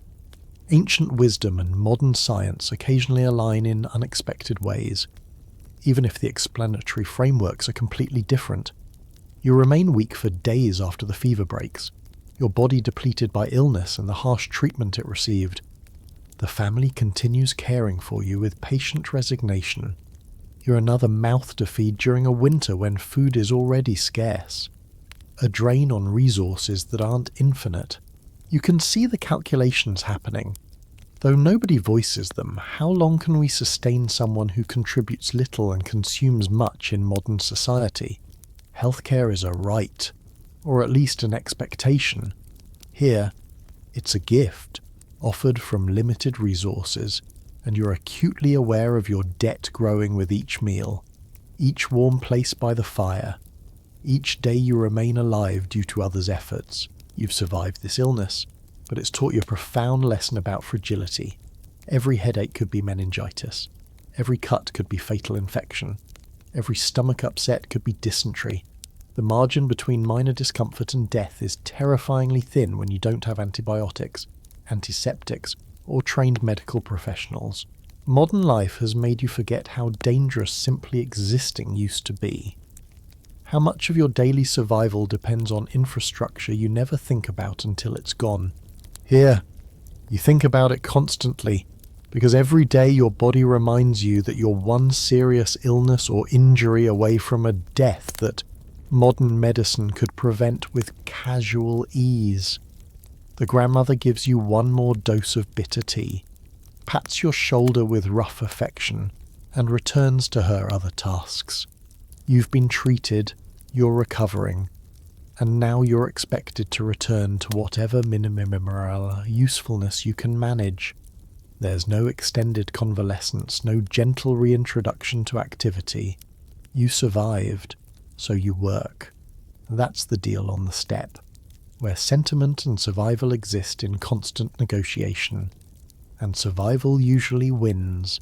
You're standing near the animal pen on a bitter morning when you see riders approaching from the north, 3 of them, moving fast across the snow-covered steppe with purpose that immediately sets everyone in camp on alert. The father's hand moves to his bow before he even fully processes what he's seeing, and the oldest son is already mounted and positioning himself between the approaching riders and the vulnerable livestock. This isn't a social visit. This is something else, something dangerous.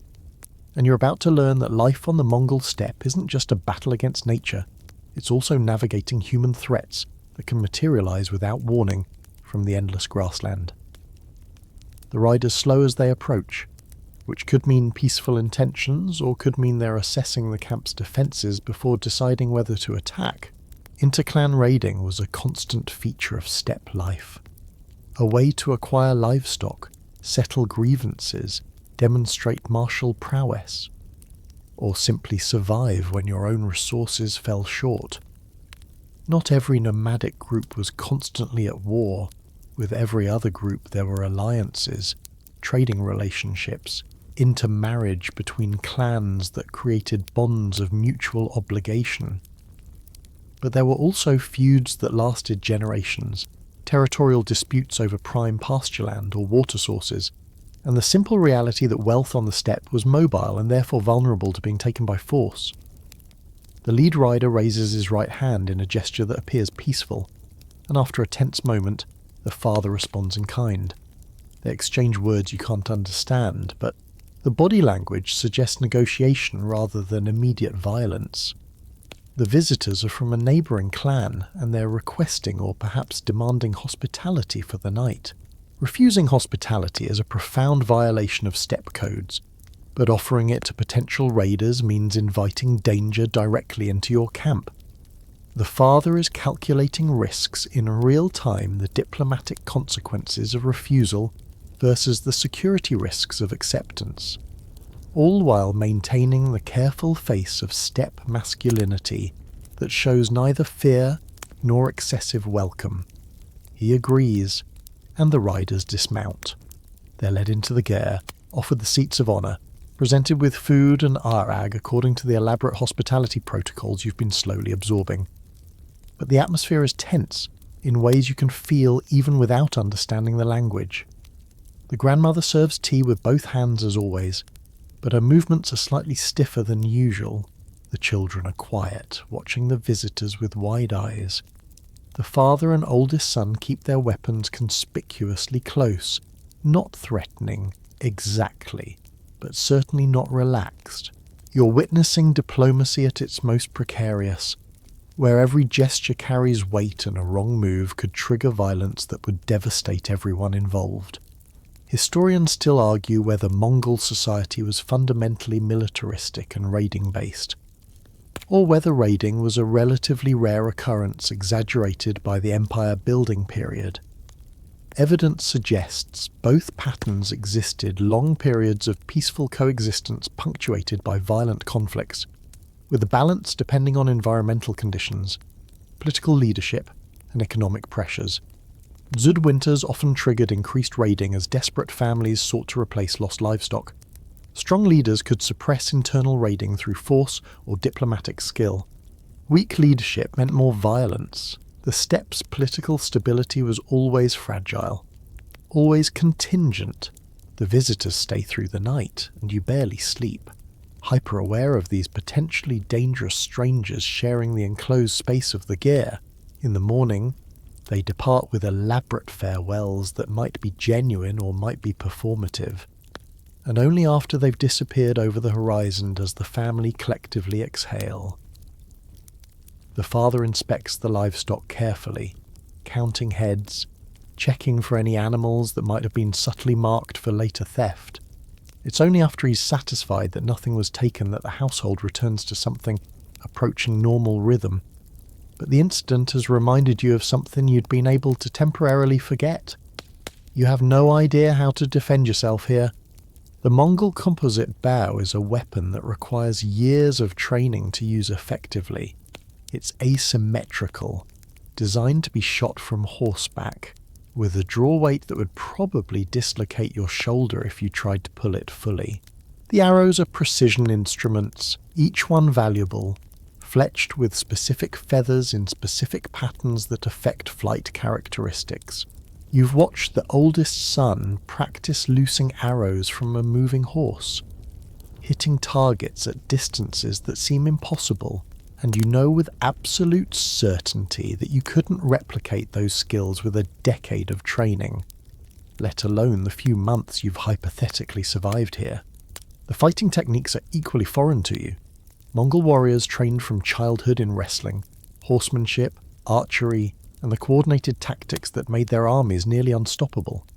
They could ride for days without rest, fight while exhausted, adapt to any terrain, and coordinate attacks with sophisticated signaling systems.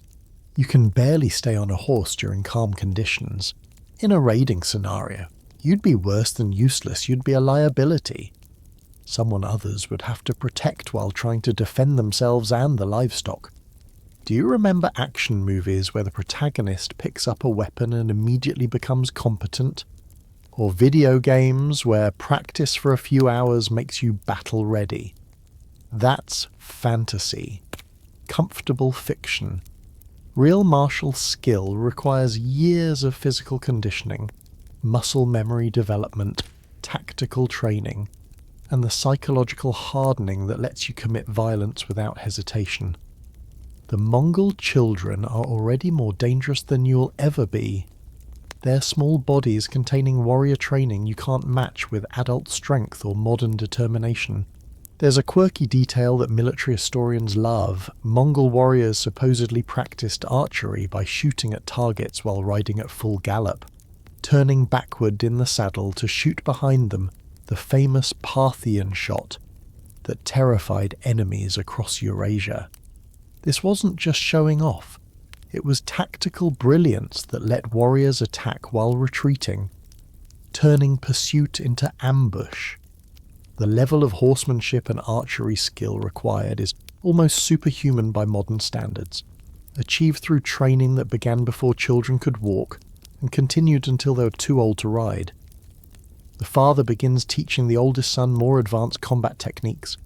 You watch them practice wrestling moves that are simultaneously sport and martial training. They're preparing for possibilities you don't want to contemplate. The next visitors might not be so easily satisfied with hospitality. The next encounter might require violence, and everyone needs to be ready.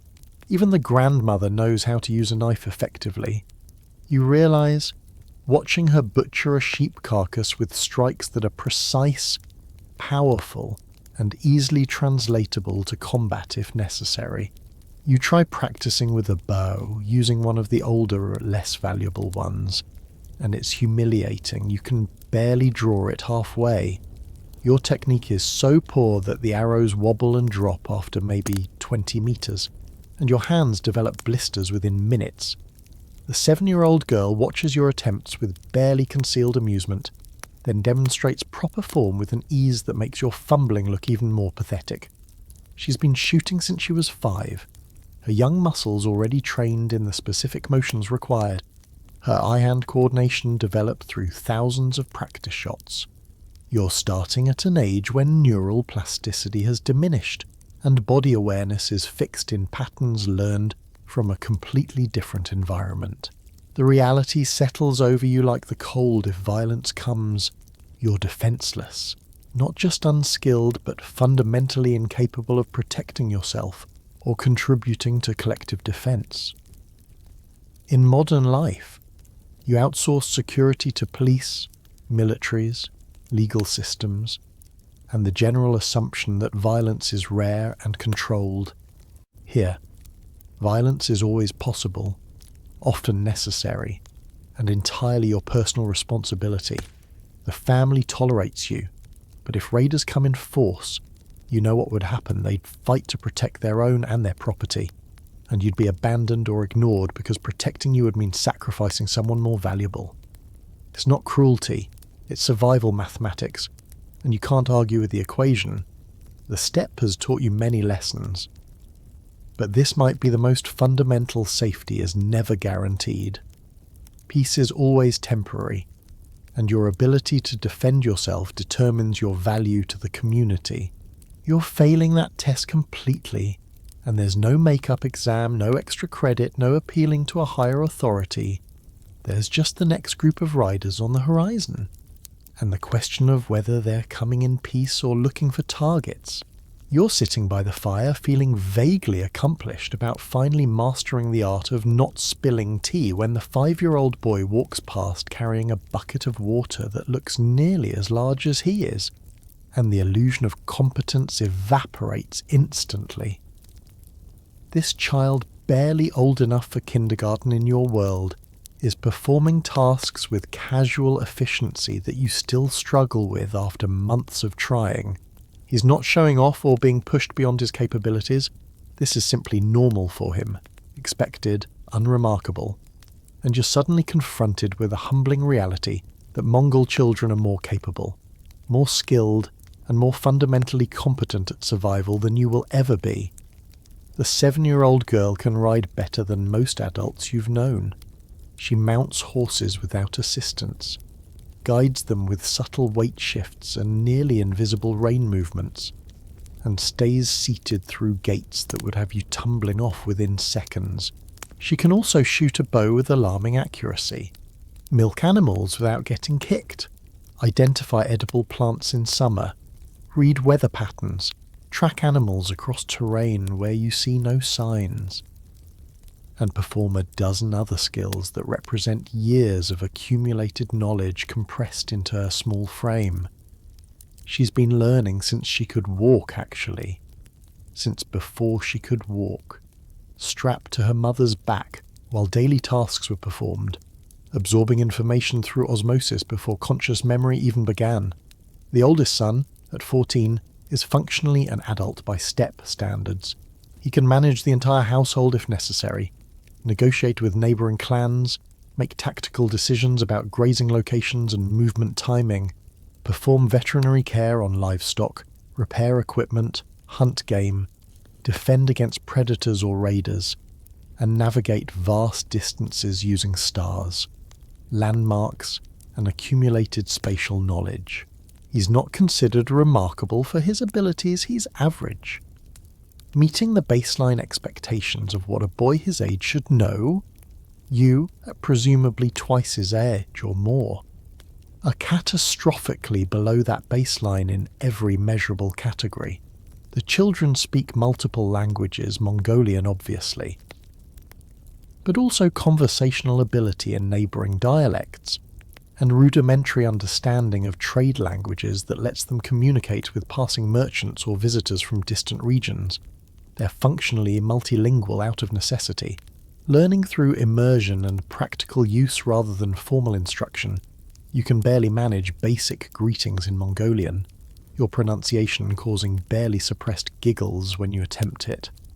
Language learning is easiest in childhood when the brain is plastic and imitative. Trying to acquire a new language as an adult, especially under stress, is like trying to run through mud. Historians still argue whether Mongol children's rapid skill acquisition was purely cultural intensive training from early age, or whether there was actual selection pressure that favoured individuals with better learning capacity and physical adaptability. Probably both factors contributed. Children who couldn't master essential skills by certain ages simply didn't survive to reproduce, creating generations of selection for fast learners with good motor control and spatial reasoning. Meanwhile, the cultural emphasis on early training meant that capable children received maximum development of their potential. You watch the 9-year-old boy manage a small herd of sheep with just voice commands and positioning, moving the animals where he wants them with an understanding of herd behaviour that seems almost supernatural. He reads their body language, predicts their movements, prevents problems before they develop, all while making it look effortless. You've tried herding animals and created chaos sheep scattering in every direction, dogs confused by your contradictory signals, the whole enterprise dissolving into embarrassing disorder. The boy had to rescue your attempt, sorting out the mess with patient efficiency while you stood there feeling like exactly what you were, an incompetent adult being shown up by a child. The tasks children perform here would trigger calls to child protective services in modern society. They work long hours in harsh conditions, handle dangerous animals, use sharp tools, ride horses that could kill them if something goes wrong, and bear responsibilities that seem far too heavy for their ages. But context matters enormously. These children aren't being exploited, they're being educated in the only school that exists, direct experience. They're learning skills essential for survival in an environment where incompetence equals death. And importantly, the work is scaled to their capabilities and increases gradually as they grow. The 5-year-old isn't expected to break horses or hunt wolves. He carries water and watches younger children, tasks within his range but still contributing meaningfully to household function. Do you remember being praised as a child for minimal accomplishments, participation trophies for showing up, gold stars for completing basic tasks, excessive celebration of ordinary achievements? That self-esteem-focused pedagogy has produced adults people like you who reach maturity with high confidence but low competence. Mongol children receive different education, clear expectations, immediate feedback, natural consequences for failure, genuine responsibility from early ages. They develop actual competence rather than just feeling good about themselves. And the result is children who can genuinely contribute to survival rather than requiring constant supervision and protection. The 3-year-old is starting her education now watching, imitating, being given tiny tasks like sorting wool or collecting dung for fuel. She performs these jobs with serious concentration, understanding at some level that she's being trained for a role that will define her entire life. By age 5, she'll have responsibilities. By 7, she'll have skills. By 10, she'll be competent in ways that would astonish modern educators. And through it all, she'll be integrated into the family's economic and social unit, valued for her contributions, never segregated into a separate childhood zone where she's protected from reality. There's a quirky detail that developmental psychologists find fascinating. Mongol children's spatial reasoning and navigation skills typically test far higher than children from sedentary societies, even when controlling for general intelligence. Growing up in an environment of vast, featureless terrain where navigation requires careful attention to subtle landmarks apparently develops neural architecture differently. The children here can remember routes after travelling them once, identify locations from completely different approaches, and maintain orientation without visible reference points. Cognitive skills that you lack despite your presumably higher formal education. You attempt to help the 7-year-old girl with a weaving project creating rope from animal hair, a basic skill that everyone possesses. She demonstrates the twisting motion, the tension maintenance, the gradual feeding of a new material to keep the rope consistent.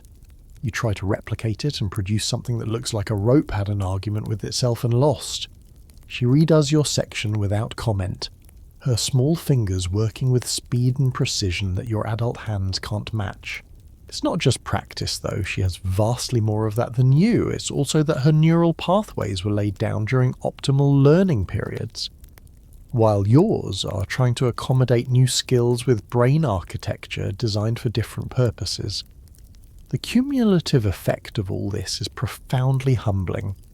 You came here hypothetically from a world where adults are assumed to be more capable than children, where age brings authority along with competence. That assumption has been thoroughly demolished. Here, age without skill means nothing. The children respect elders who have knowledge and ability, but you have neither. You're not given automatic deference just for being older.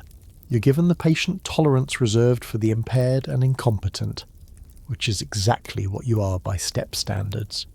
The 5-year-old finishes delivering his water, accepts a piece of dried meat from his grandmother, and runs off to play with the dogs, his daily contribution complete.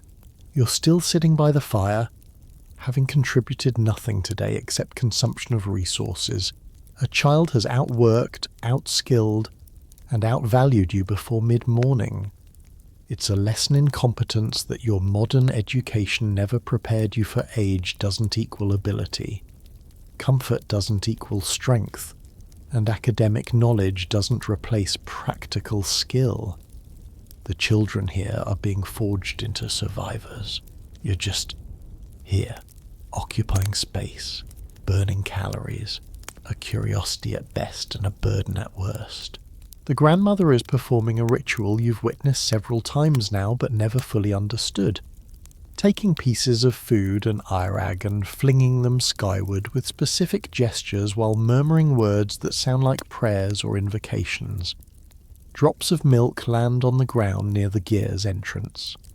Meat scraps are carefully placed on a rock outcropping that serves as some kind of shrine, and the entire family participates in a daily acknowledgement of forces you can't see and don't comprehend.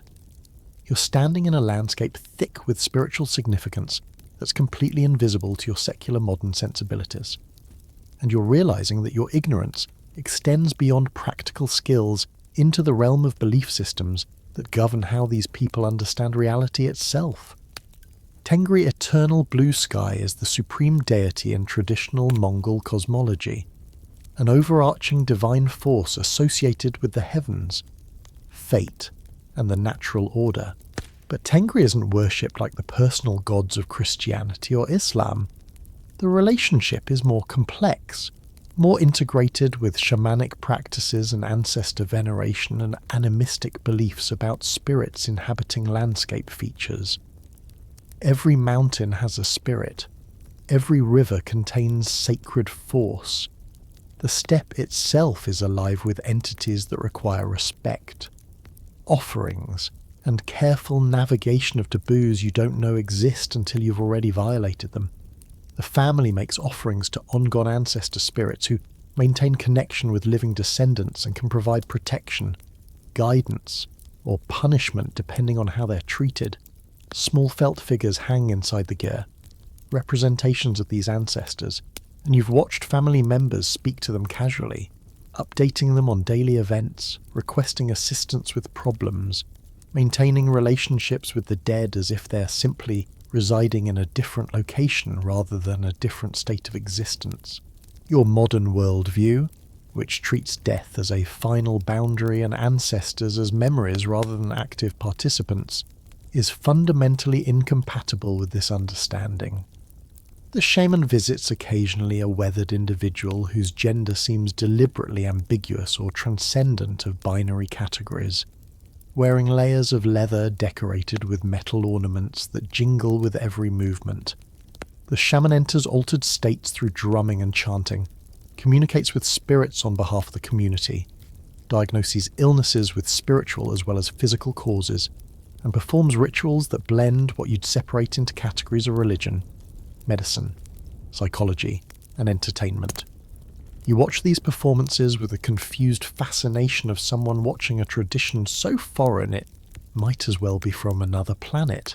Historians still argue whether Mongol shamanism was a coherent religious system or a loose collection of regional practices unified mainly by outside observers. Evidence suggests enormous variation across different Mongol groups, with beliefs and practices influenced by contact with Buddhism, Islam, Christianity, and local animistic traditions. But certain core elements persisted: the importance of sky and earth as divine forces, the power of ancestors, the reality of spirits inhabiting the natural world, and the shaman's role as intermediary between mundane and spiritual realms. What looked like religious diversity to outsiders made perfect sense to practitioners. The spiritual world was complex and required multiple approaches. You're expected to participate in certain rituals simply as a member of the household, and you fumble through them with the same incompetence you bring to every other aspect of steppe life. When making offerings, you forget to use your right hand. When addressing ancestor spirits, you use completely wrong tone and posture. When the shaman performs a cleansing ritual that involves you being smudged with burning juniper, You cough and wave away the smoke in ways that are probably deeply offensive. The family corrects you with patient sighs, guiding your hands into proper positions, modelling appropriate reverence, trying to civilize your spiritual barbarism. The landscape itself is sacred geography that you're blind to. That mountain to the east is an avu, a shamanic shrine marked by stones and offerings where travellers stop to add rocks and circle clockwise 3 times while making prayers. That particular spring is considered especially powerful for healing, requiring specific rituals before drawing water. That section of grassland is avoided because it's associated with malevolent spirits, the memory of some long ago tragedy encoded in spatial taboo.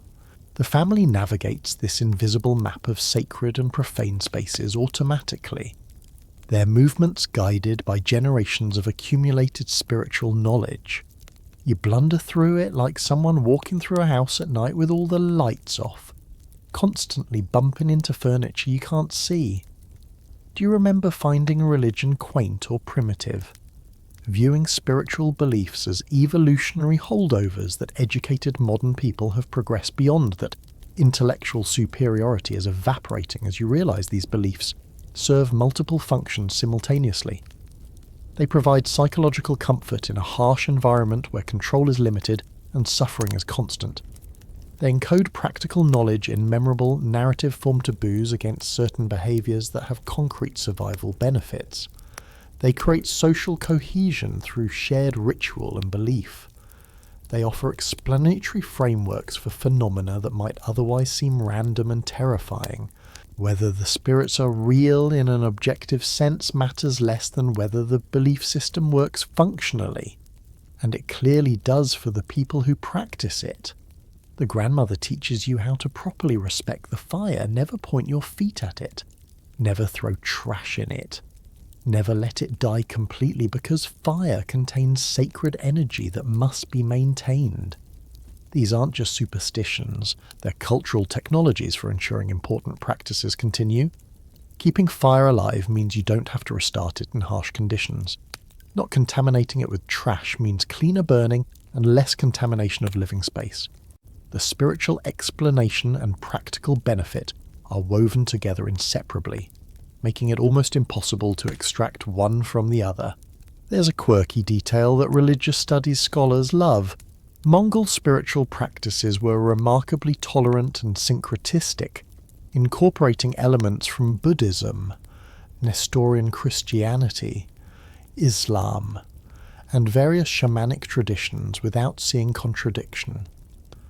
Genghis Khan famously exempted religious leaders from taxation and military service, regardless of their tradition. And Mongol rulers often practiced multiple religions simultaneously. This wasn't theological confusion, it was pragmatic recognition that the spiritual world was large enough to contain multiple valid approaches, and limiting yourself to one tradition was foolishly narrow. The shaman performs a divination ritual to determine the best date for the family to move to the next grazing location, casting tokens and reading their pattern with concentrated attention. You watch, trying to detect the logic, seeking the system beneath the apparent randomness. But you're looking with the wrong eyes, applying scientific reasoning to a practice that operates on different principles. The shaman is reading signs, interpreting patterns, accessing intuitive knowledge that integrates environmental observation, seasonal understanding, animal behavior, weather prediction, and spiritual communication into a holistic decision-making process. It's more sophisticated than you initially recognized, just sophisticated in ways your education didn't prepare you to appreciate. When the shaman finally announces the auspicious date, everyone accepts it without question. Not because they're credulous or primitive, but because they trust the shaman's abilities, respect the spiritual forces being consulted, and understand that uncertainty is inherent in nomadic life. You might as well make decisions using methods that provide psychological confidence, along with practical guidance. You're uncertain whether you believe any of it, but you're certain that your skepticism is irrelevant. The family's beliefs work for them in ways that your secular materialism works for you back home, each system adapted to its environment, each functional within its context. You're spiritually illiterate in this landscape, unable to read the sacred texts written in mountains and rivers and sky, unable to communicate with the forces that the family considers as real as weather or hunger, is another dimension of incompetence to add to the growing list.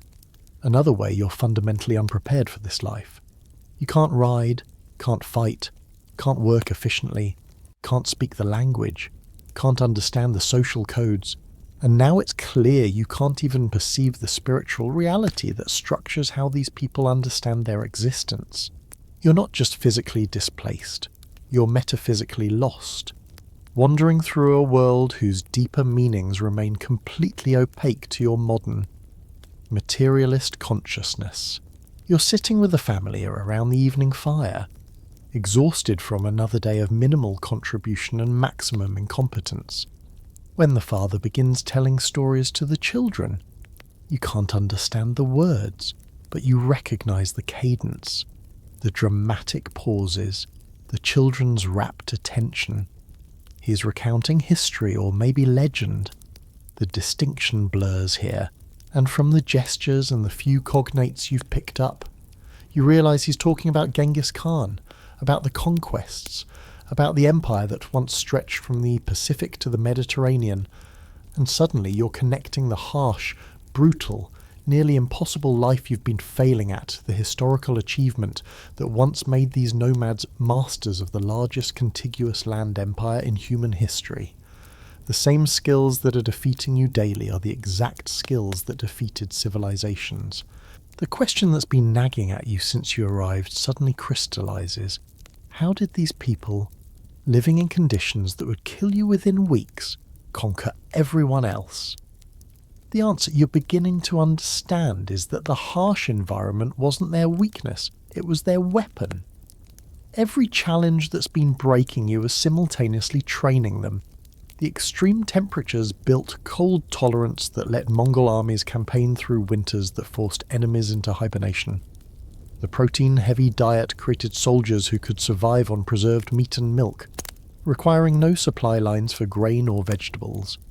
The constant riding produced warriors who lived in the saddle, able to travel vast distances and fight immediately upon arrival. The water scarcity taught efficient resource management and the ability to function while dehydrated. The Mongol military advantage wasn't superior numbers or better technology. Often they were outnumbered and facing more advanced civilizations. Their advantage was conditioning. Every Mongol was a soldier because every Mongol was already trained in the skills warfare required. Children learned archery as a game, horsemanship as transportation, endurance as daily survival. By the time they were old enough to join military campaigns, they'd already completed more intensive training than professional soldiers in sedentary civilizations received in years of drill. The steppe was a crucible that either killed you or forged you into something harder than what softer environments produced. You watch the oldest son listening to his father's stories, and you can see the pride, the connection to legacy, the understanding that he's part of a tradition of warriors who once terrified continents. That 14-year-old boy, who seems so young by your standards, is already more capable than soldiers in many modern militaries. He can ride for 12 hours, shoot accurately from a moving horse, survive on minimal rations, navigate without instruments, adapt to any terrain, endure temperature extremes, and function effectively while exhausted, hungry, and uncomfortable. Those aren't special forces skills here, they're baseline expectations, the minimum required for survival. Historians still argue whether Mongol military success was primarily due to superior tactics, psychological warfare, technological advantages like the composite bow, or simply the raw toughness of soldiers conditioned by steppe life. The answer is probably all of these factors working synergistically, but the foundation was always the environmental conditioning. You can teach tactics and technology to anyone, But you can't easily teach the fundamental hardness that comes from growing up where comfort is rare and survival is earned daily. That has to be built over lifetimes, generations, through constant selection pressure that eliminates those who can't adapt. The nomadic lifestyle also created natural military organisation. Families were units, clans were companies, tribes were regiments. The social structure of peaceful nomadism translated directly into military hierarchy. Everyone knew their role, their relationships, their chain of command, because it was identical to their daily life structure. When the Khan called for mobilization, he wasn't creating an army from scratch, he was repurposing an existing organizational system for military application. No training period required, no integration needed. Just warriors who already operated as coordinated units because they'd been herding animals and moving camps together their entire lives. The communication system that enabled coordination across vast distances came from nomadic necessity. Those signal fires you've seen, the mounted messengers who can ride relay routes covering hundreds of kilometers daily, the ability to spread information across the steppe through network effects, all of these existed before they were weaponized. The Mongol military didn't invent their communications infrastructure. They inherited it from generations of nomads who needed to share information about grazing, water, weather, and threats across huge territories. The Yam system postal stations with fresh horses that enabled military coordination was just formalization of existing nomadic practices. Do you remember reading about Mongol conquests and thinking they seemed inevitable? Almost easy. That perspective is being violently corrected now. Nothing about this life is easy. The Mongols didn't conquer because conquering was simple. They conquered because they were willing and able to endure hardships that would break their enemies. They could march through conditions that stopped opposing armies. They could survive on resources that enemies couldn't digest. They could maintain pace and discipline when opponents flagged. The conquests looked easy from outside, but they were achieved by people for whom extreme difficulty was normal life. The tactical innovations feigned retreats, coordinated envelopment, psychological warfare, mobility warfare were brilliant, but they worked because the soldiers executing them were capable of doing so. You can teach a complex maneuver, but if your soldiers lack the horsemanship, endurance, discipline, and coordination to perform it under combat stress, it's just theory. Mongol soldiers could execute sophisticated tactics because they possessed the physical and mental capabilities to do so. Capabilities built through their entire lives on the steppe. There's a quirky detail that military historians love discussing. Mongol armies could travel much faster than their enemies expected, because each soldier had multiple horses and would switch mounts throughout the day, keeping animals fresh while maintaining human pace. This sounds simple until you consider the logistics managing multiple horses per rider, keeping the herd moving together, switching mounts while travelling, maintaining coordination across thousands of riders doing this simultaneously. It required horsemanship skills that took decades to develop. The kind of skills that the 7-year-old girl here is already learning. Skills that you will never possess regardless of how long you train. The father story concludes with something that produces solemn nods from the family, and you catch the sense, if not the specific words, we are inheritors of this tradition. We carry this legacy. We maintain the skills that made our ancestors great. It's not bragging, it's simple factual acknowledgement. These people struggling to survive winter on the margins of modern civilization are direct descendants of conquerors who humbled empires. The same skills you're failing to learn are the skills that built the largest empire in history. And that's not ancient history to them, it's living tradition. Practiced daily, remembered in stories, encoded in their very identity. You're witnessing the source code of military excellence, the base programming that produced warriors so effective they reshaped world history. And you're completely incapable of running that program yourself. Your modern life didn't prepare you for this, in fact. It specifically unprepared you.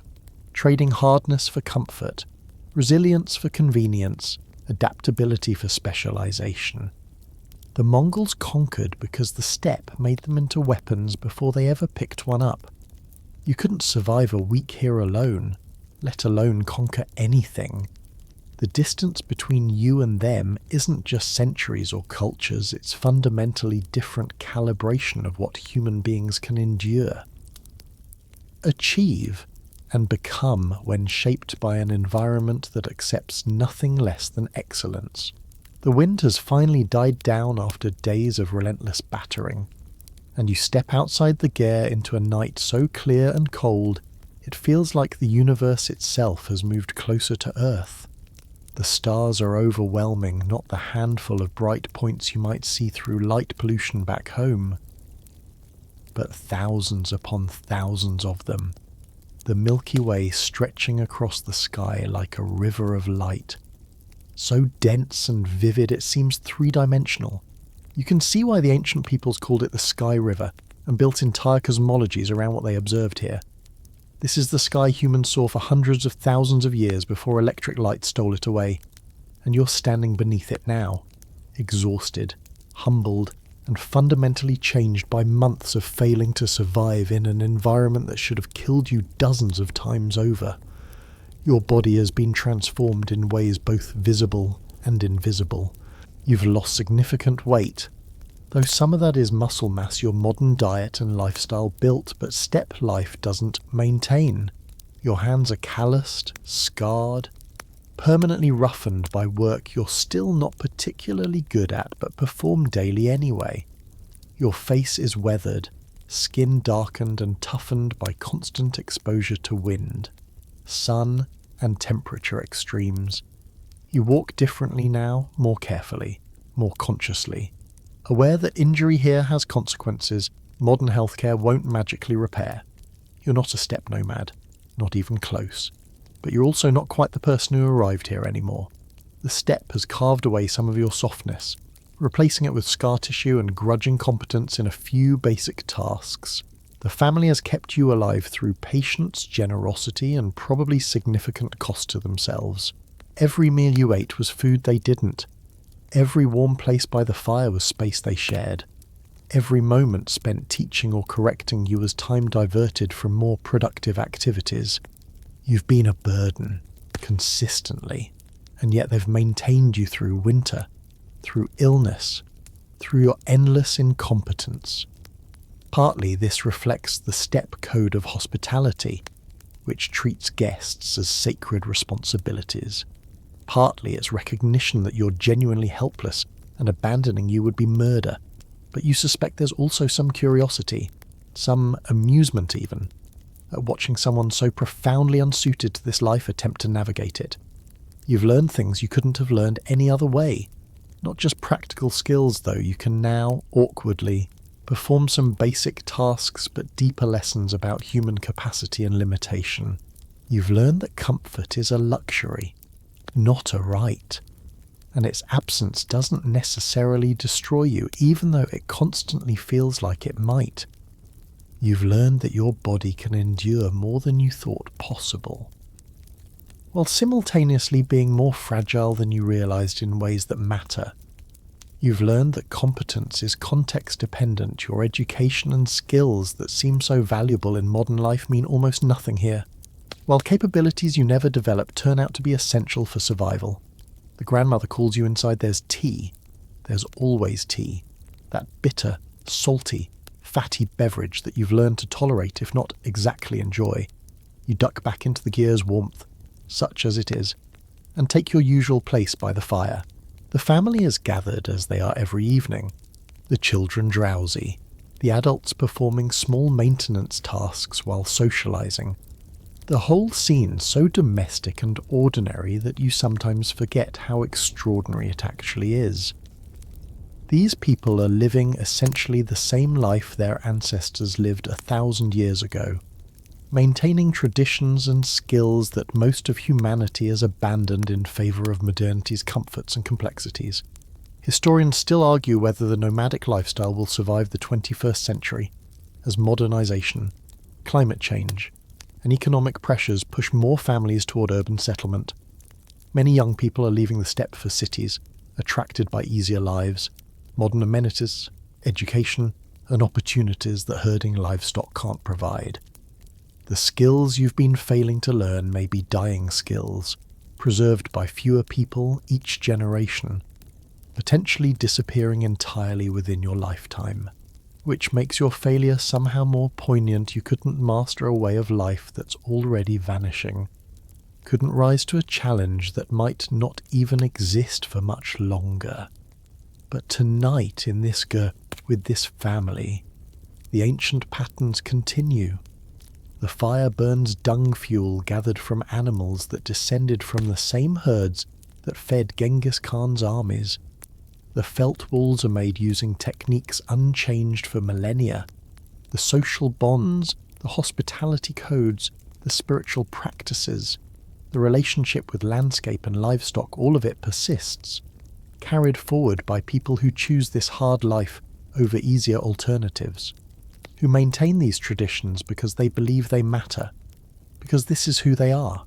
You sip your tea and watch the children nodding off, the grandmother adjusting the fire, the father checking his bow in preparation for tomorrow, and you feel something complicated.